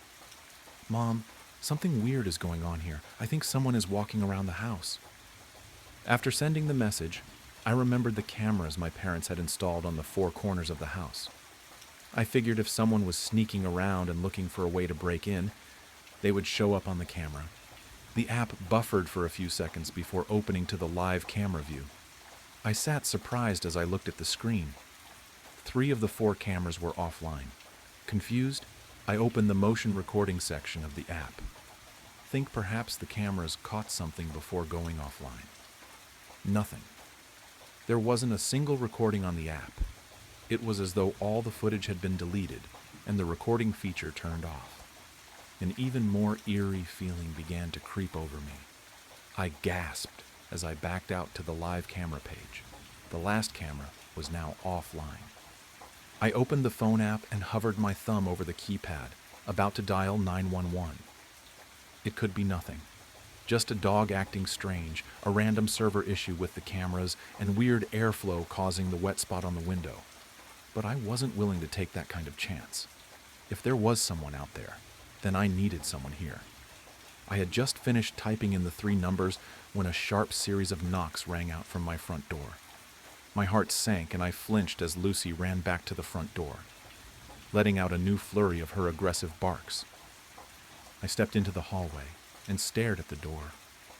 I could see the faint silhouette of a person standing on the porch, but any details were swallowed up by the darkness of the night.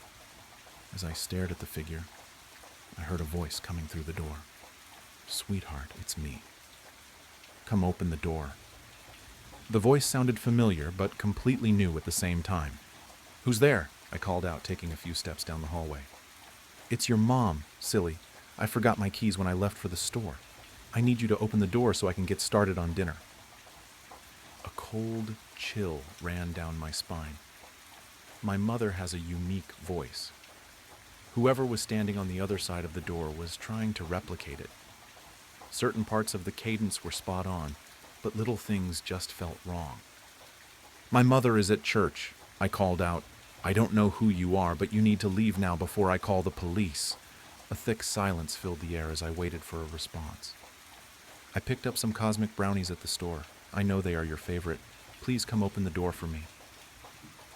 I don't know what disturbed me more in that moment, the way she ignored my threat and kept up the charade, or the fact that she knew my favorite snack. "I'm calling the police. You need to get—" Thud.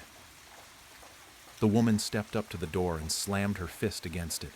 I could see her better now. The light from inside the house shone through the window and illuminated her rage-filled eyes. Lucy barked more aggressively at the better view of the woman. Lucy was always standoffish to strangers, but the way that was acting was way more aggressive than I had ever seen her before. "You will open this door this instant!" she yelled, still trying to imitate my mother's voice. "I am your mother, and you will do as you're told." As I looked at the woman, a new sense of dread passed over me. The woman was not my mother, but she looked like her. She wore the same hairstyle, her head shape and nose looked the same. She was even wearing an outfit I could have sworn I had seen my own mother wear before. But she wasn't my mother. There were small details.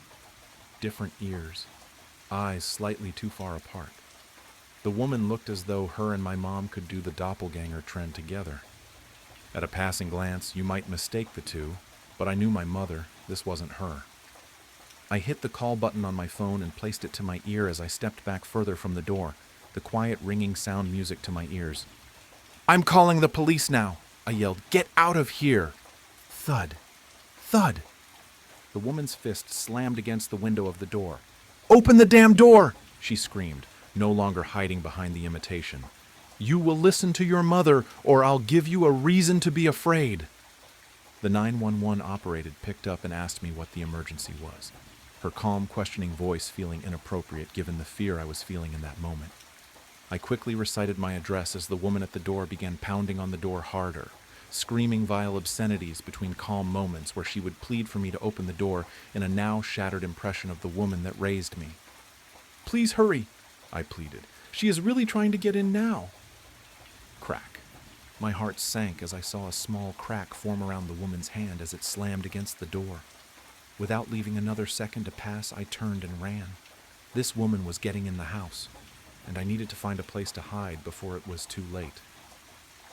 I ran to the kitchen.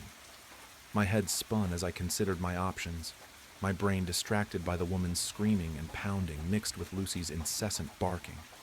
I grabbed a kitchen knife and ran to my parents' bedroom, turning off the lights as I ran to hide my movements.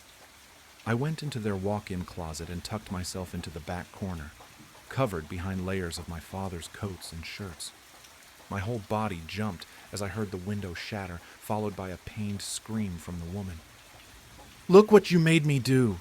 she screamed before her voice suddenly calmed to a sickening sweet tone. "This cut is really bad, sweetheart. Can you bring me a Band-Aid?"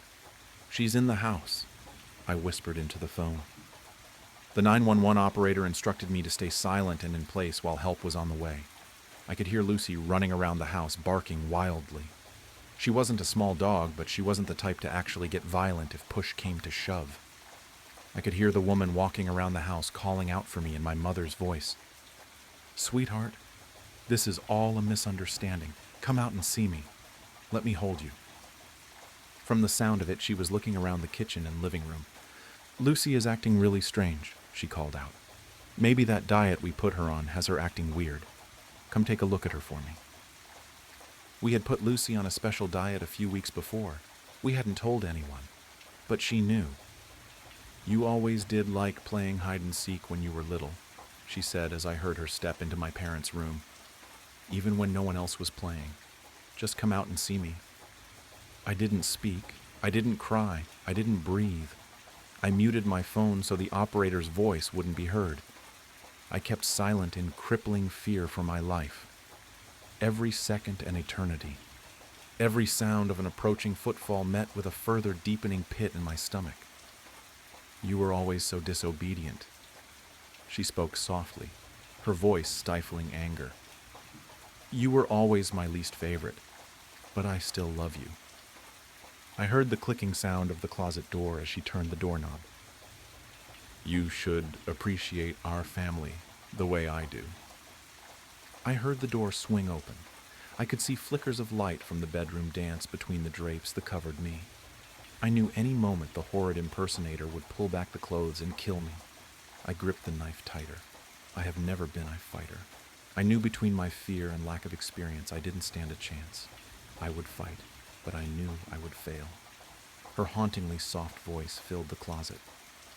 We'll have such lovely family time to get...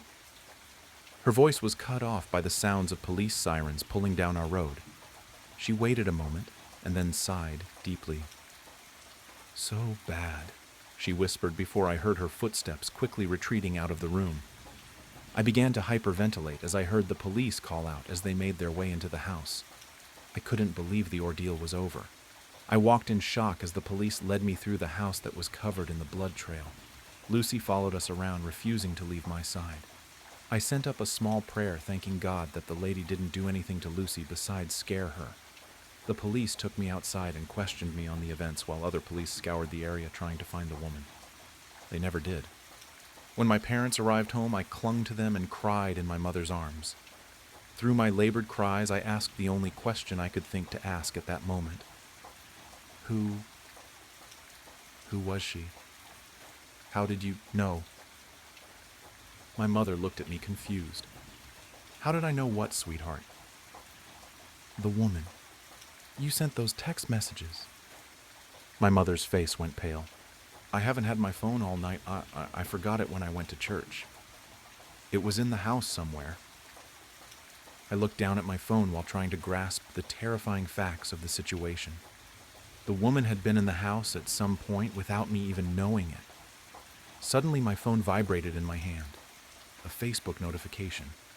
My mother had tagged me in something. I opened the notification for my phone to take me to a small, simple post only a few seconds old. It was 2 pictures. The first was a family photo we had taken a few years ago when we went on vacation to Disney World. The second photo was a photo of me, standing at the front door, looking out the window. Above the photos was a small line of text that simply read, I love my family. Growing up, I attended what I thought was a charismatic church that, in hindsight, I realize was an apocalyptic cult. They had a lot of strange rituals and customs, but none more important than speaking in tongues. The church believed that if one prayed and begged hard enough, and if they were worthy, they would be able to speak in the language of heaven, and by doing so, it would be a sign of a divine presence residing inside of you, and that once you had this gift, you would be raptured and spared from the coming apocalypse on earth and the eternal torment of the afterlife. If you hadn't yet spoken in tongues, you wouldn't go to heaven when the rapture, the moment when the saved ascended to heaven, occurred. You'd be left on earth to experience the apocalypse, and when you died, you'd burn in hell for eternity. That's a lot for a kid to process. The way to get this gift of the Spirit was to go up to the front of the church during the altar call, which happened toward the end of every service, right after the collection plate was passed. The congregation, traumatized by the pastor's frequent and vivid descriptions of the eternal torment awaiting the unsaved, would gather around the altar, praying for the gift of tongues for themselves or members of the church who hadn't yet received it. Those who didn't have it were instructed to pray, praise God, and beg for the gift. We do this regularly, desperately, and the altar calls could last for hours. Imagine it. Children and adults all crowded around the red-carpeted steps of the altar, screaming, spraying saliva, sobbing, praying, sweating, and placing their hands on each other, all pleading for this gift, genuinely expecting the rapture to happen at any moment. Honestly, I spent most of my childhood and early teens trying to receive this elusive gift. I spent countless hours at the altar, begging and pleading with God to grant me the one thing that would save me from hell. Night after night, surrounded by screaming adults, I begged God until my voice was raw. To add insult to injury, It seemed like at every altar call, someone around me received the gift. To my left or to my right, someone would begin babbling incoherently, collapse to the ground, and then be helped up to their feet by a celebrating congregation. But despite all my efforts and sincerity, each night it was denied to me. Eventually, the crowd around the altar would disperse. Late at night, often around midnight, the service would finally end, and we'd go home. I'd spend the drive back staring out the car window at the night sky, my clothes damp with sweat, and my throat sore from pleading with a God who refused to answer. Growing up, the fear of hell, the apocalypse, and eternal damnation was a real force in my life. I can remember times when my mom came home late from work, and I was convinced she'd been raptured, leaving me behind. I'd hide in my closet, clutching some sort of improvised weapon, a broom, a steak knife, etc., certain that the damned would soon kick in the front door. For what purpose? Maybe to eat me or sacrifice me to Satan. I wasn't sure what the damned did, but I knew it couldn't be good. All this made for an interesting, high anxiety, and, at times, sleep-deprived childhood. When I was around 16, the pastor started preaching that the rapture was particularly imminent. We began having service every night about the coming apocalypse, and the importance of speaking in tongues for the unsaved. The pastor warned that hell would be infinitely worse for people like me who knew the truth but hadn't accepted the gift. This was especially frustrating for me. I was trying so hard. After the collection plate was passed, we had the inevitable altar call, and at each of them I tried harder and harder to speak in tongues. But it still wasn't happening. I started to think maybe I was immune or something. Finally, after an especially long altar call, the pastor took me aside and told me, in a voice filled with compassion, concern, and perhaps a hint of exasperation, that if I just repeated the word hallelujah over and over again, God could use it as a foothold to enter my heart and grant me the gift. At the next altar call, I gave it a try. I knelt at the altar, shouting hallelujah over and over again. I was helped by an older man in the church who often mentored and prayed with the young boys, either one-on-one at his house, which he preferred, or at the altar. He considered this his calling. This oddly, overly affectionate man, a self-proclaimed prayer warrior, whispered words of encouragement in my ear as he knelt behind me, rubbing his hands tenderly across my sweating back and shoulders. Hallelujah! I shouted, again and again. My arms waved, my body swayed, and my knees ached. My throat was raw and my voice was fading. The words began to run together, syllables dropping and merging. This only excited the people around me, especially the man behind me. Hallelujah! Hallelujah! I kept shouting faster and faster. Exhausted, the words blurred into nonsense. Around me, the church members screamed and prayed with ecstatic fervor. The pastor, now kneeling in front of me, tangled her fingers in my hair with one hand, grabbed my chin with the other, and brought her fleshy face close to mine, pressing her puckered lips against my ear. "No, say it like this," she whispered, her breath hot, moist, and intrusive. And then she began repeating the word hallelujah, improvising like a jazz musician, creating her own excited babble of syllables to accompany mine. Behind me, the man prayed harder, his breath hot on my neck, his body pressed close to mine. His hands moved roughly over my shoulders and back. He whispered in my ear, urging me to pray harder, harder, to let it inside me. Hallelujah! Hallelujah! I tried to keep shouting, but my voice faltered, my words turning to mush. The crowd erupted in a frenzy of excitement. The word blurred, lost its meaning, became a nonsensical noise. My throat burned, my body trembled. The pastor kept whispering in my ear, but her voice seemed to change. The word she kept repeating was now unrecognizable. The first syllable, a percussive exhalation. The second, a wheezing gasp. The third, obscenely stretched out. The last, almost a cry of pain. Her wet lips squirmed against my ear like worms. I felt her tongue in my ear, her voice in my head, and suddenly something shifted. The air grew thick and cold. The sounds around me suddenly muffled and distant. I felt like I was submerged in dark water. A strange presence loomed all around me. No, inside me. a watching, waiting, something. I felt a million miles away, and a coldness crept into my chest, an internal ocean of black water teeming with something dark and squirming, rising up my throat and bursting out of my mouth. It hurt. I started screaming. We all seemed to be screaming in unison, and the lights were flickering, and suddenly I was being helped to my feet.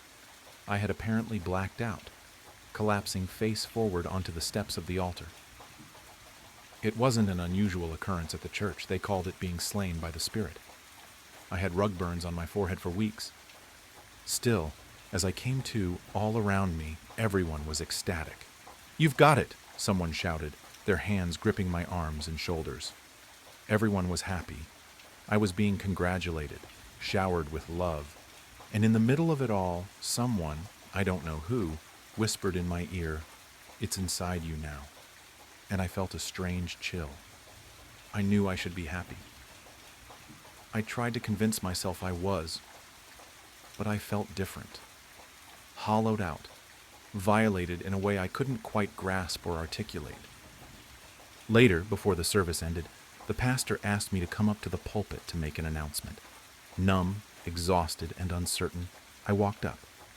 As I neared the pulpit, I glanced at the pastor. Our eyes met, and I still remember her expression. Though she smiled, her face seemed smug and sly, as though the two of us were co-conspirators.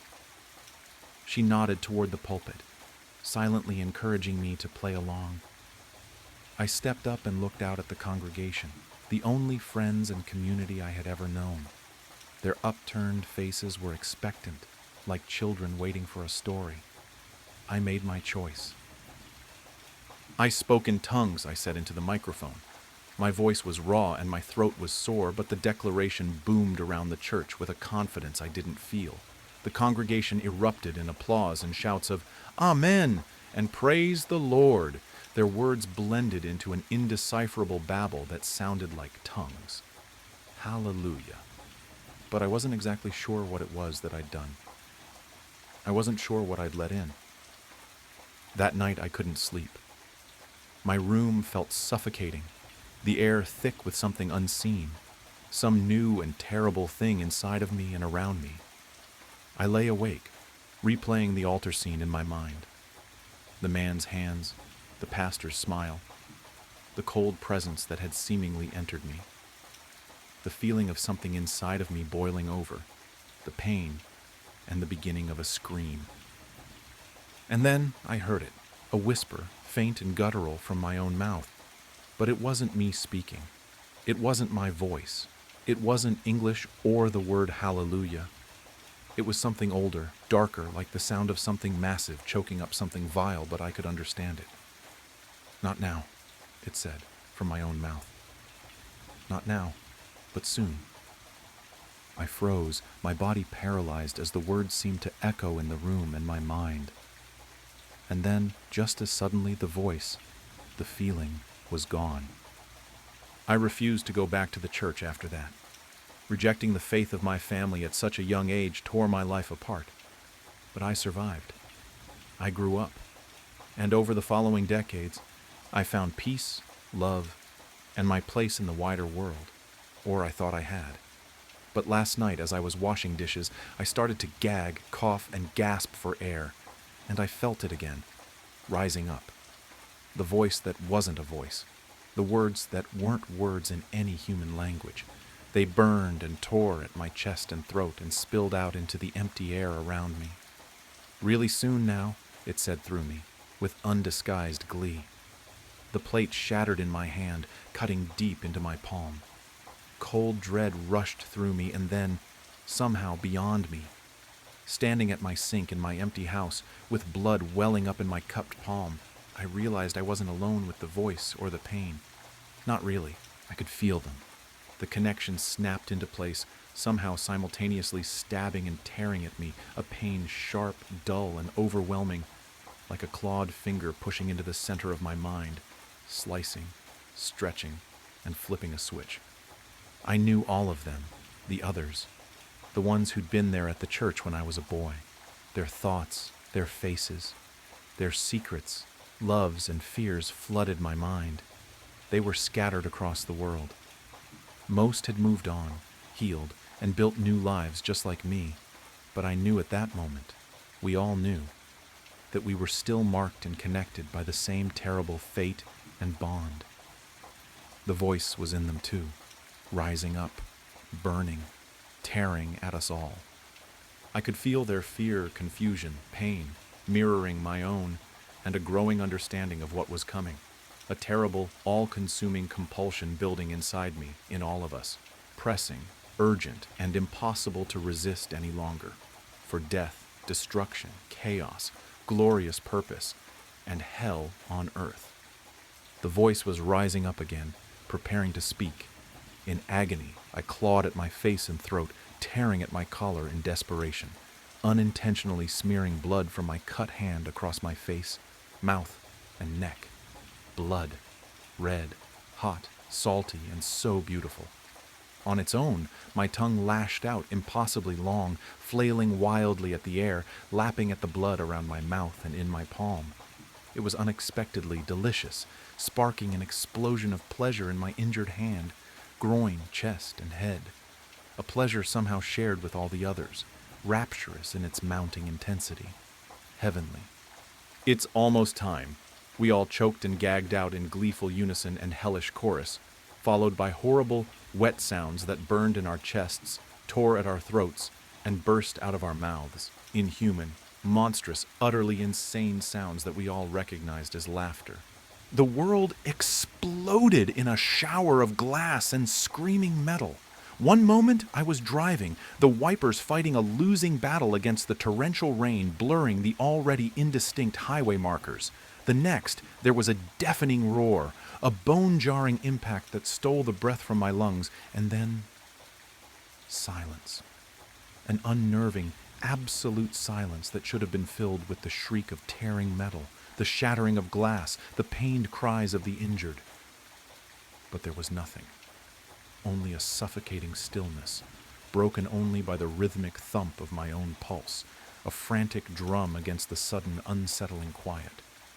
My head throbbed, a dull ache that pulsed in time with the frantic beating of my heart. I tried to move, to assess the damage, but my limbs felt heavy, unresponsive.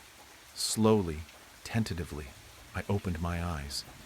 The interior of the car was a mangled mess. Twisted metal clawed at the darkness. Shards of glass glittered like malevolent stars scattered across the crushed dashboard. Rain poured in through gaping holes in the roof, slicking the already sodden fabric of my seat. The air smelled metallic, acrid, like blood and burning rubber. Yet I felt nothing. No searing pain, no broken bones, not even a scratch. It was utterly surreal. I should be bleeding, screaming, possibly unconscious. Instead, I was remarkably intact, sitting amidst the wreckage of a catastrophic accident, experiencing only a dull throbbing in my head and a rising tide of disorientation. The silence was the most unsettling aspect. The absence of sound was more terrifying than any scream. It was a silence that pressed in, suffocating, amplifying the disquiet. It was as if the very fabric of reality had been ripped apart and then hastily stitched back together, leaving this grotesque, silent void in its wake. I pushed against the wreckage, forcing myself to sit up. My body ached, but the pain was negligible, a dull pressure that didn't match the severity of the crash. I looked around. The highway stretched before me, a dark, rain-slicked ribbon winding into the night. There were no lights, no other cars, just the relentless downpour and the crushing weight of the silence. I was utterly alone, isolated in the heart of this metal tomb, surrounded by the wreckage of what should have been a fatal accident. A terrifying, perfect solitude. Fear, cold and sharp, began to claw its way into my consciousness. This wasn't right. It wasn't supposed to be like this. Accidents like this resulted in casualties, injuries, chaos, and noise. Yet here I was, miraculously unharmed, adrift in a sea of silent destruction. The incongruity of it all was deeply unsettling.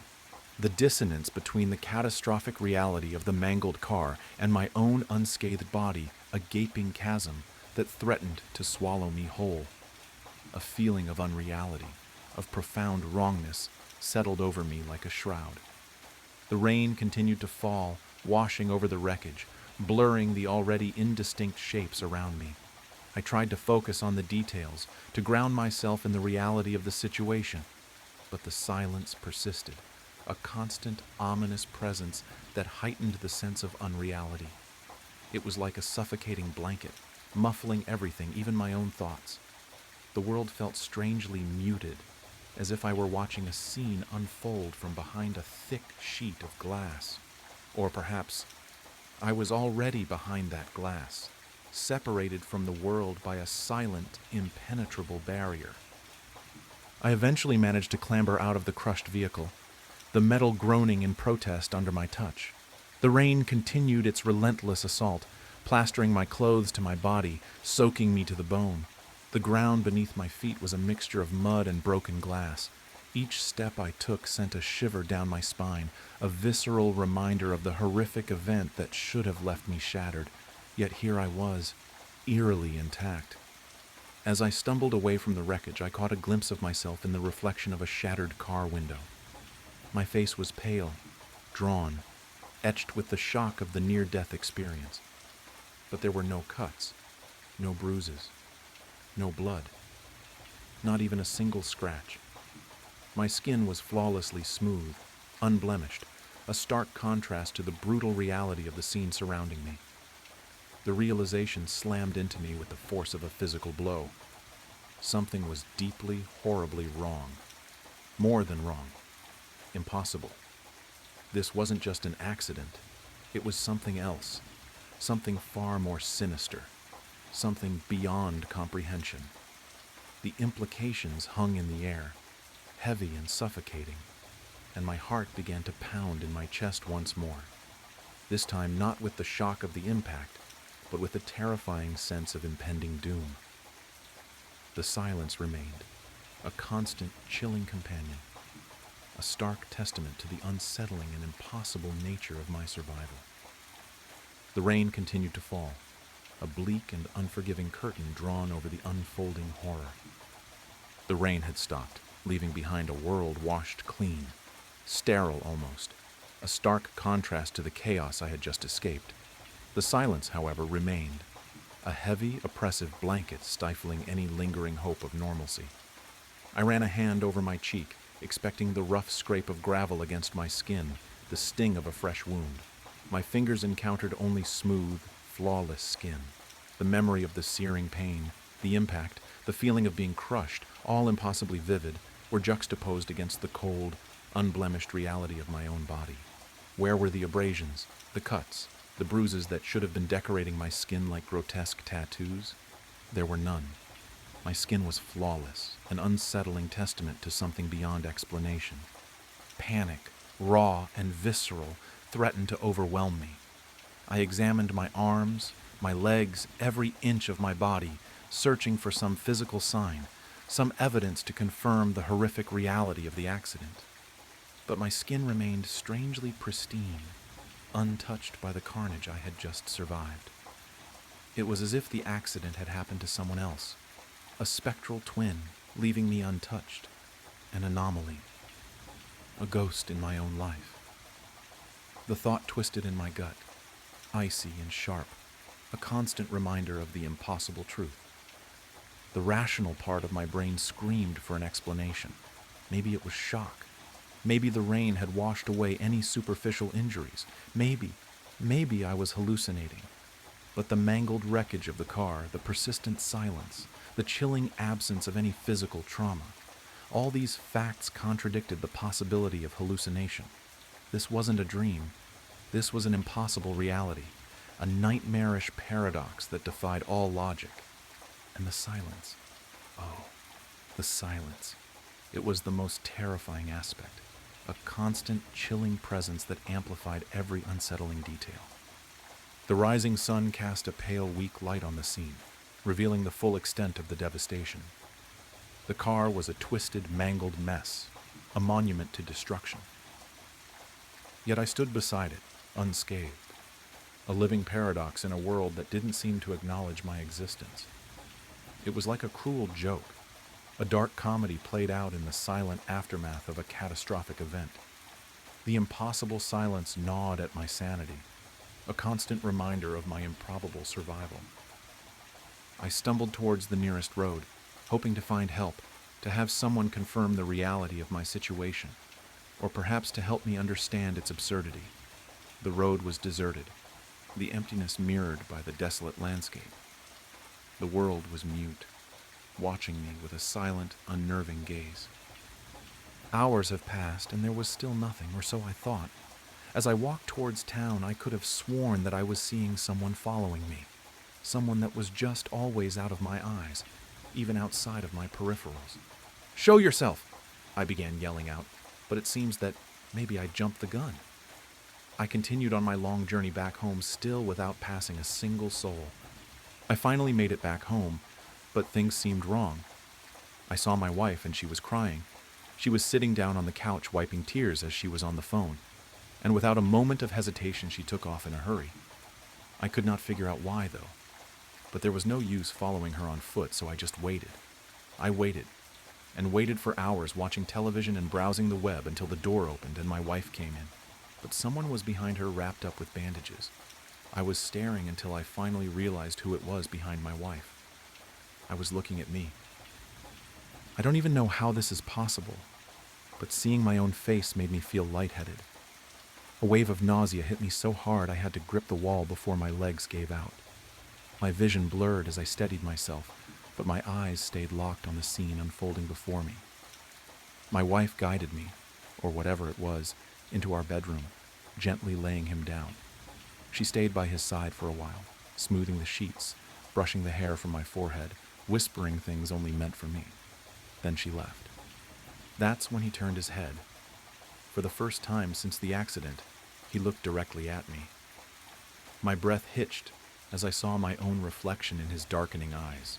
No, not darkening, blackening, as if ink was bleeding through them, swallowing the whites whole. "That sure was a close one," I heard my own voice say, though it didn't feel like mine. "This body was almost useless, but I'm glad it survived. Get comfortable, because unless you get as lucky as I did, you're going to be stuck like that for a while." What did he mean by that? What was even happening? My head pounded with questions, but I forced the words out. What happened? I wanted answers, but all I got in return was a laugh. My laugh, twisted into something cold and cruel. I saw an opportunity, and I took it. That wasn't an answer. Not really, but something told me I wasn't going to get a better one. My frustration boiled over, my hands clenching into fists, my mind screaming at the impossibility of it all. I slammed my fist into the wall. The drywall cracked. I froze. I could affect my surroundings. Maybe I wasn't some Casper doomed to haunt my own home. Maybe, just maybe, I still had a chance. I followed him for weeks. I watched as he ate my food, used my computer, spent time with my wife. I watched as he walked into my job, smiled at my co-workers, laughed at their jokes. He slipped into my life with sickening ease, and no one, not a single person, questioned it. But something else was happening.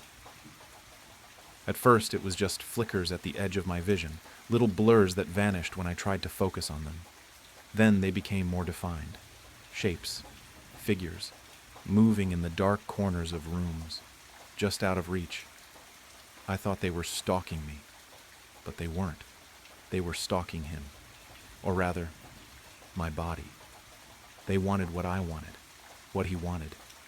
They wanted inside my skin. They didn't seem aggressive yet.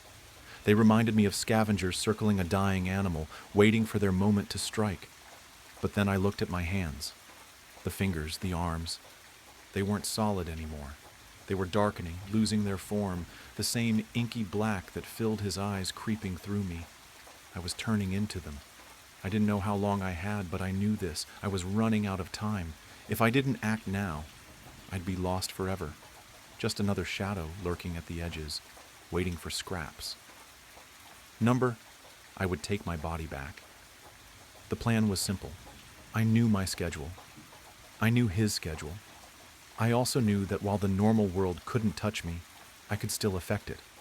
The only exception was the thing wearing my body. And I knew one more thing. For something to take over a body, the occupant had to leave first. For me, that had been the accident. That meant there was only one way to force him out. I had to nearly take my own life. If I failed, I'd become one of them. But even if there was only a 1% chance that I could reclaim what was mine, I had to try. I slipped into the car, silent, unseen, and sat in the passenger seat. He drove onto the highway, the speedometer climbing. The city lights blurred past as I steadied my thoughts. I couldn't screw this up. I wouldn't screw this up. The bridge was coming up fast. I reached out. With everything I had, I grabbed the wheel and wrenched it sideways. Tires screeched, horns blared, impact. Metal crunched, glass shattered, and the world erupted into chaos. The car slammed into the ground below in a sickening cacophony of destruction. The smell of burning rubber and gasoline filled the air. My body, his body, slumped over in the driver's seat, blood dripping from nearly every opening on his face. His ink-filled eyes fluttered open, then slowly slid shut. And then everything went black. I am writing this because I don't think anyone else has ever gone through this. No one else has returned to tell the tale. I didn't make it. I failed. As I type, the ink creeps higher, swallowing me inch by inch. Soon I will lose all sense of self. I will become one of the others. A shadow, a scavenger, a nothing. If anyone reads this, please, don't forget me. I am sorry for being gone for so long. You know how life can be. Devastating. I am writing this and posting it because I need answers, and I think it's a way for me to cope. Or at least, that's what my therapist said. Bear with me, I am not much of a storyteller. So, about a month ago, me, my best friend and boyfriend went about an hour southwest of where we live to visit our friend. For the sake of privacy, I will call them Colby, Vincent, and Ashley. Ashley and I grew up together. She is kind, easygoing, and a crazy-ass sense of humor. Colby is my boyfriend of almost 2 years. He is patient, protective, and honestly the best person I know. And Vincent is spunky. He walks around wearing cowboy boots. He is loyal, personable, and adventurous. Vincent and Colby are best friends. So we've all become really close. We play Xbox together, camp, get drunk, etc. Part of the way we bonded so fast and got so close was because we all share a love of the paranormal. Shocking, I know. One weekend, like many others, Colby, Ashley, and I pack up in Colby's car to make the drive down to see Vincent and do our usual activities, getting drunk and ghost hunting. The town Vincent lives in is weird. I don't know how to explain it. It's just weird. Stuck in a different time. Almost everyone there is old, or been there since they were born and will never leave. It was an old mining town, and the people there share stories of their hard times working the mines and how business boomed and crashed within years of each other. But what almost everyone shares stories of is the valley. A canyon just off the 2-lane road referred to by locals as the freeway is what the people in town call the valley, a dead-end canyon stretching no more than 15 miles. This is where all the mines were and still are. Now the town is dry and cold, the kind of cold that cuts through your skin and into your bone. The wind never stops. Summer, winter, spring, or fall, it's always windy. Especially in the valley, the wind whips off the rock walls and roars through the dead trees. Some nights in town, the wind coming out of the valley sounds like screams. The drive to see Vincent was as boring and ugly as usual. I sleep most the ride while Colby and Ashley bullshit about politics, religion, etc. I drift off to the start of another discussion I don't care enough to be a part of. Just as quickly as I'm asleep, I wake up to the sound of the wind hitting our car so hard I fear we might fly off the road. That's how I know we've made it. We meet Vincent at his house and make up a plan for the night, the spot we want to get dinner at, and where we want to ghost hunt. It's a weekend, but in town it's dead. The hum of the neon sign outside the restaurant we come to every time we're in town is the only thing breaking the silence except the damn wind. As we sit down and order our usual dinner, Vincent tells us that he has somewhere he wants to show us. It's just up the valley. It's called the Devil's Playhouse. Just as those words escape his lips, the waitress on her way over with our pitcher drops and shatters the whole thing. She sheepishly apologizes, sweeps it up, but stops halfway.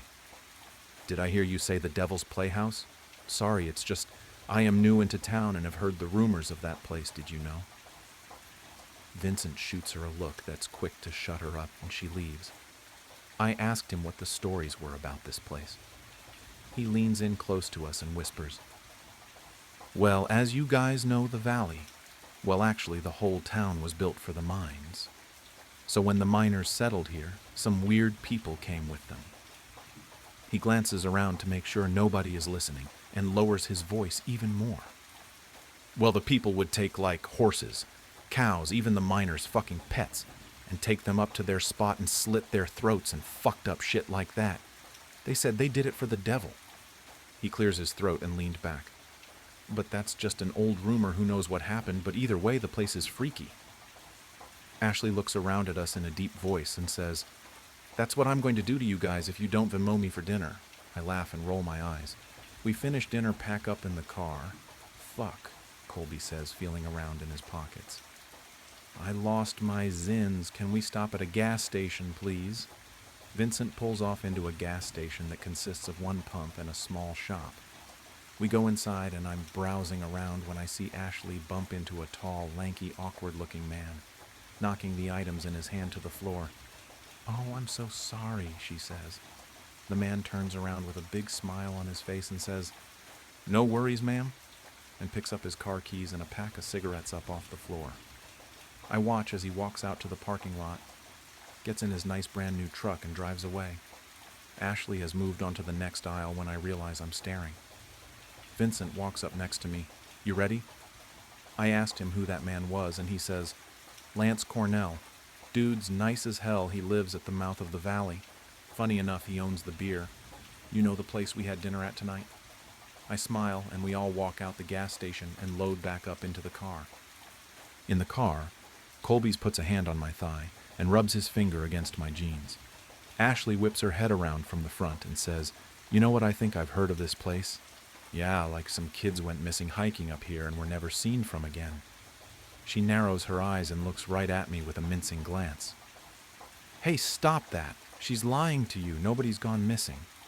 Vincent gives me a smile in the rearview mirror. The sun is just starting to go down when we get there. We're swapping scary stories the drive up, but as soon as we cross the threshold, the stories stop and a sense of dread fills the space the stories held. Vincent drives up to a gate with a giant no trespassing sign on it. Well, this is it. Now we just hike up a bit. Watch for cars too. This is like super illegal. Me and Ashley share a glance and she smiles with her reassuring kind smile and we start walking. Halfway up, Colby takes my hand and winks at me. He says, how you feeling? Scared? Don't be. I won't let anything happen to you. Plus, all this stuff is total bullshit, babe. He smiles and jogs up a little to catch up with the others. I stay behind. I am winded, cold, and uneasy. I hear a snap of a twig behind me and whip around. Holy fuck, what was that? My friends turn around and watch as a bunny crosses the trail behind me. False alarm, sorry guys. Vincent rolls his eyes and laughs. After a short 20-minute walk, the sun has completely set in the valley, and we turn on our flashlights to see the beast of a building standing in front of us. An abandoned mining building. Must have been storage or something, because the ones we drove past on the way in don't even hold a candle to this. The wind going through the windows makes it look like the building itself is shriving in the cold air of the wind. Wow, Ashley says with a grin. Well, come on in, mi casa es su casa, says Vincent as he stands in the doorway. All the windows and doors are gone.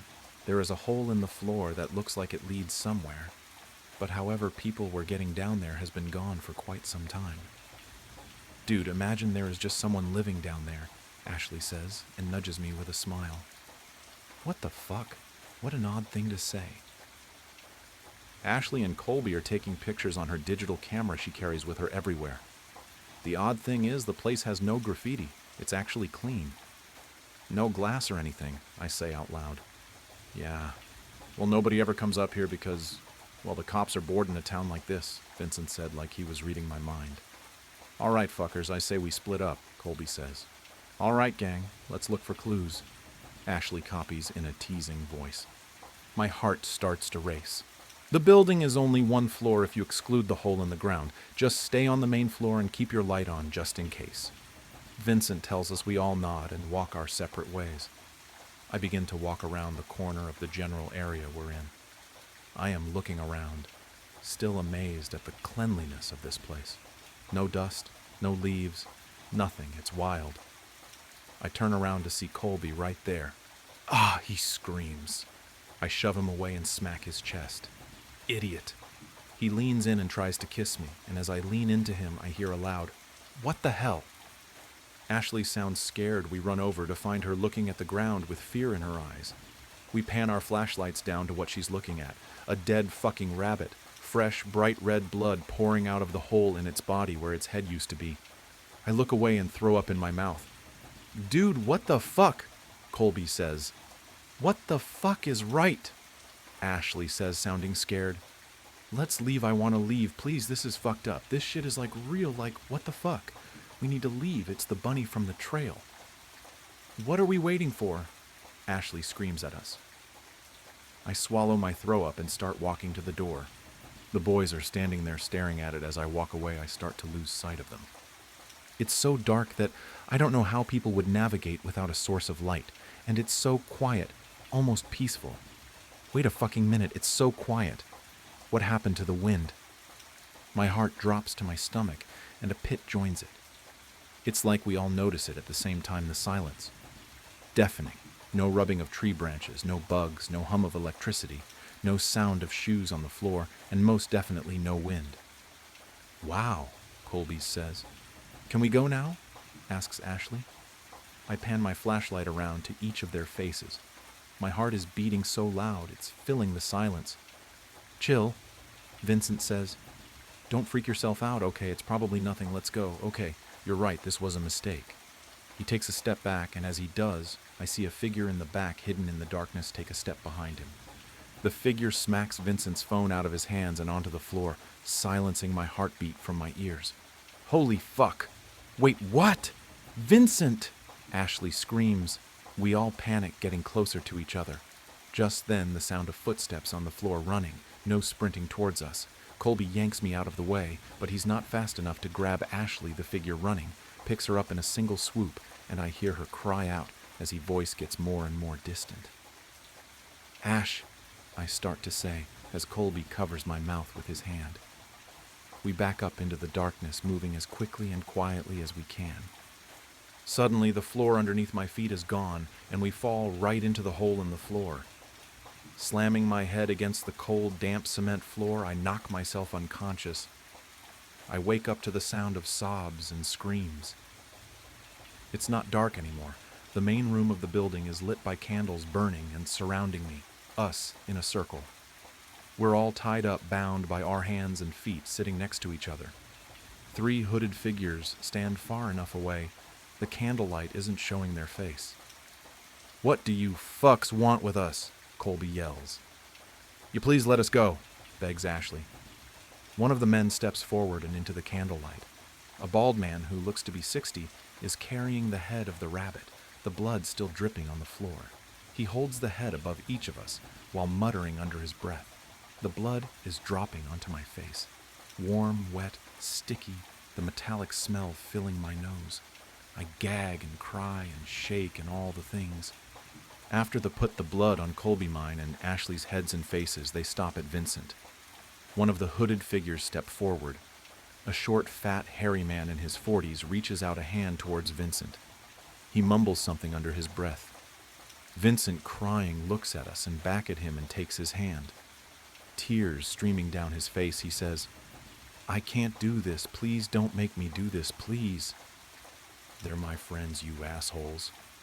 The last robed man steps forward and the strong stench of cigarettes follows him. It's the man from the gas. He grabs Vincent's shoulder and says, Vincent, we talked about this.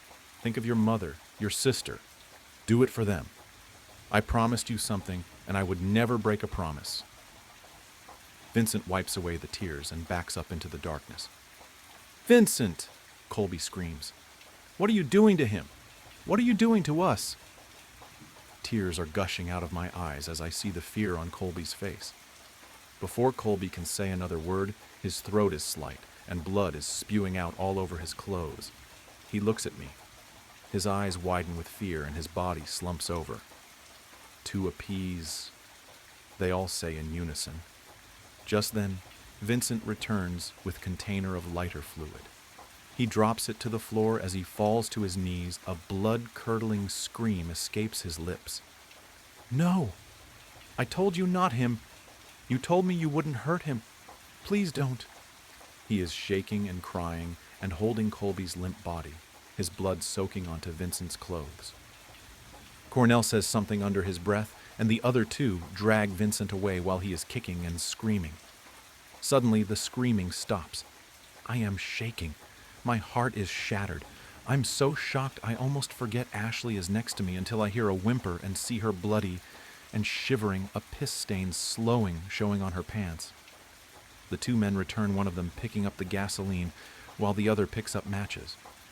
They begin to make a ring around us, and just as they're about to light it, Cornell mumbles something to the other two, and they pick me up and untie me. I try to run over to Ashley, but they yank me back. "No, wait, I want to see her, please. What are you doing to my friends? Please, no." I can barely see through my tears. "Run," the bald man says. "Leave this town and don't ever come back." Before I can dispute the circle around, Ashley is ablaze, and she is screaming, screeching, crying. I can't take it anymore, so I run. I leap out the window, fall to my knees, but I don't stop. I get up, the wind is back. It's whipping the tears flowing down my face. My feet give under me, and I fall down the mountainside. I slam my head on the ground, my hands and bloody and scraped. I don't stop. I get up. I am just at the car when I stop. I turn back around and look up. I can hear loud chanting, rhythmic, and a scream like I've never heard. Something deep, something guttural, primal. A howl of sorts, and then light. A bright flash of light, and then it's all gone.